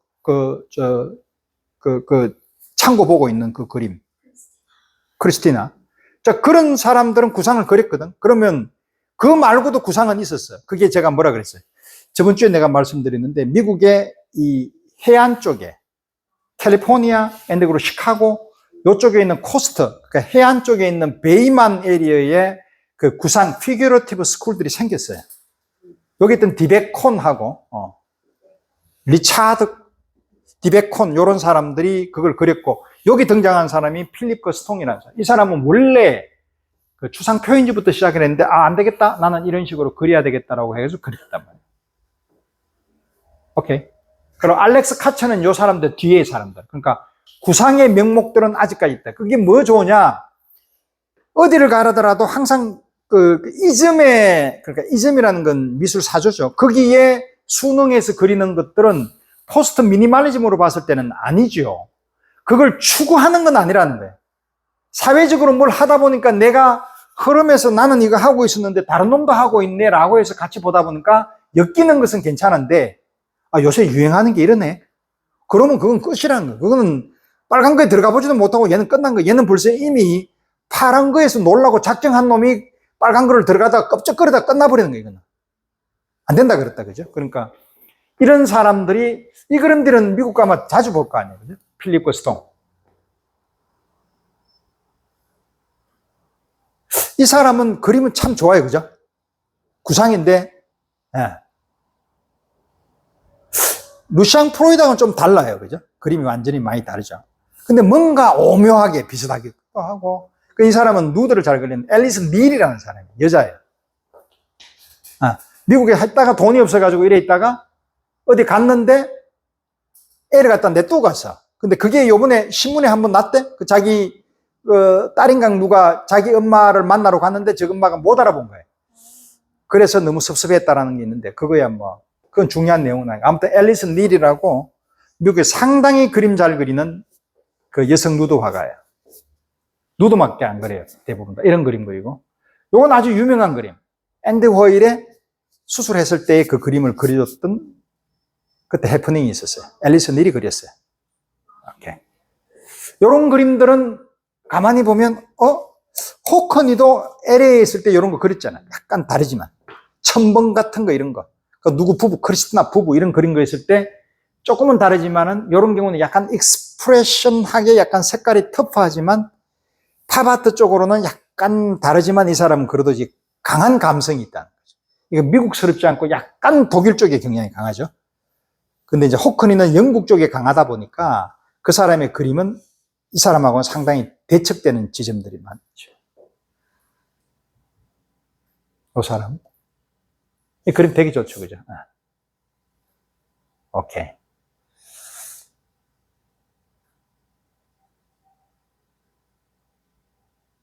다음 쑥 지나가 볼게요.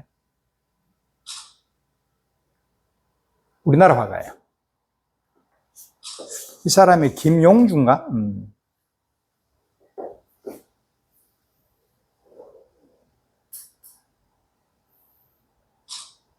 여기 지금 화이트스톤에서 하고 있는 세바스찬 쇼메통이라는 사람인데, 미스탄데 미세스 이렇게 해서, 미세스가 이거 미스로 해가지고, 이렇게 대이분법으로 해서 이런 식으로 그림을 나눠놨는데, 약간 잭슨 플롯 같이 약간 드리핑 같은, 그러니까 요즘 컨템포러리는 아이디어 싸움이에요. 그러니까 여러분들한테 어느 만큼 그림에 대한 쉬운 어떤 그런 정서, 그리고 뭔가 감성적으로 이렇게 건들 수 있는, 그리고 화가도 그림을 보러 온대요. 화가는 그림을 왜 보러 오느냐 하면 말로 된 책을 읽고 글을 읽어봐야 감흥이 별로 없죠. 그러니까 같은 화가지만 다른 화가를 통해서 프란시스 베이컨 얘기해요. 감성에 대한 자극을 받기 위해서 온다는 거죠. 그러니까 여러분들도 그런 의미라 그러면 상당히 이렇게 자주 보는 것도 하나의 방법이겠죠.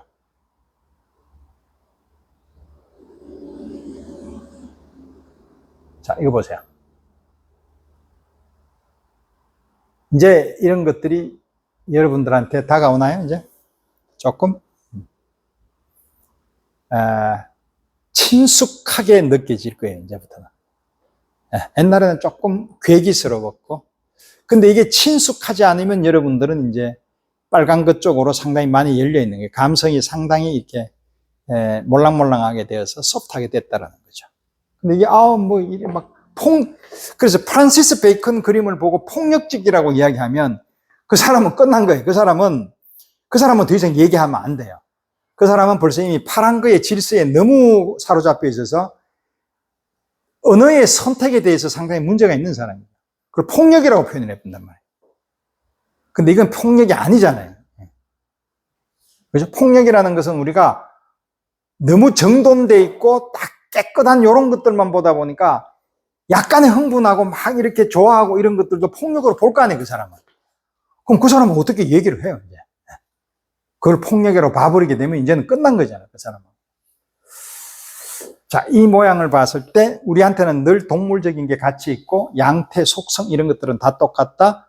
우리가 동물이나 아니면은 저쪽에 있는 사자나 우리가 늑대나 처음 같이 시작한 종의 기원은 똑같다. 그럼 우리는 실질적으로 가지고 있는 그 성질이라는 것은 어디 버리지를 못한다. 근데 우리는 너무 깨끗하게 그 사람의 그 동물들하고 너무나 많은 차이의 어떤 그런 걸로 우리가 규정 지었다. 우리의 편의에 의해서 우리는 과학이라는 것에 별거 아닌 어떤 그런 툴로서 자연을 지배할 것 같았고 모든 것들을 내 밑에 위계 질서로 인해서 다 굴복시킬 것 같았는데 굴복이 안 되잖아요. 그죠? 그래서 이제 마지막에는 뭘 하느냐? 개들한테 오히려 도움을 청해요. 자연한테. 그래서 새로 이제 우물을 파고 다시 산을 갖다가 다시 나무를 심고 이제 생쇼를 다 한단 말이에요. 그리고 안 하다가 이제 갑자기 그 전기 자동차를 만들어내고 처음부터 만들어내지 그랬어요.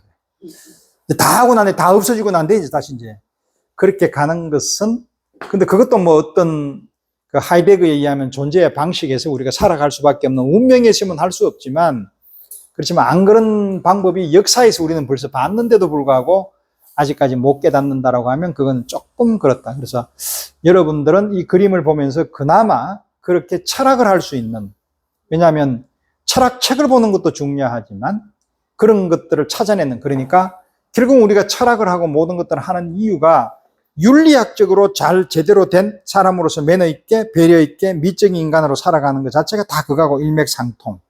그럼 진리라는 것은 늘 우리가 추구를 해야 되는데 이 진리가 그냥 헛거의 진리, 이 질서가 만들어냈던 진리, 허황된 거라고 우리가 생각했던 그 진리라고 이야기하는 플라톤이 이야기하는 그 진리라는 거에 목매에 달면서 쓸데없는 거기가 종착지라고 생각하면서 내 모든 것을 허비하지 말고 그것은 아무것도 없는 우리가 만들어냈던 허상이기 때문에 진실을 그대로 보고 그쪽에 가서 그 바닥을 통해서 그걸 알고 난 뒤에 빨리 올라와서 새로운 어떤 내 모습으로 다시 돌아가서 내 스스로가 삶의 주체가 되는 그런 거로 살아가는 게 역할을 해주는 게 누구냐면은 이 미술이라는 거예요. 예술이라는 거예요. 그것을 그런 식으로 보면서 자꾸 깊게 생각을 해야지 안 그러면 같은 값이면 같은 시간을 들이는데 누구는 1년 만에 그걸 알고 10년이 가도 그걸 모르고 있으면 안타깝잖아요. 그렇게 생활해 줬으면 좋겠다라는 거죠. 끝.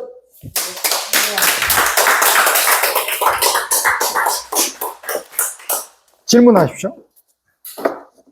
오늘 재밌었어요?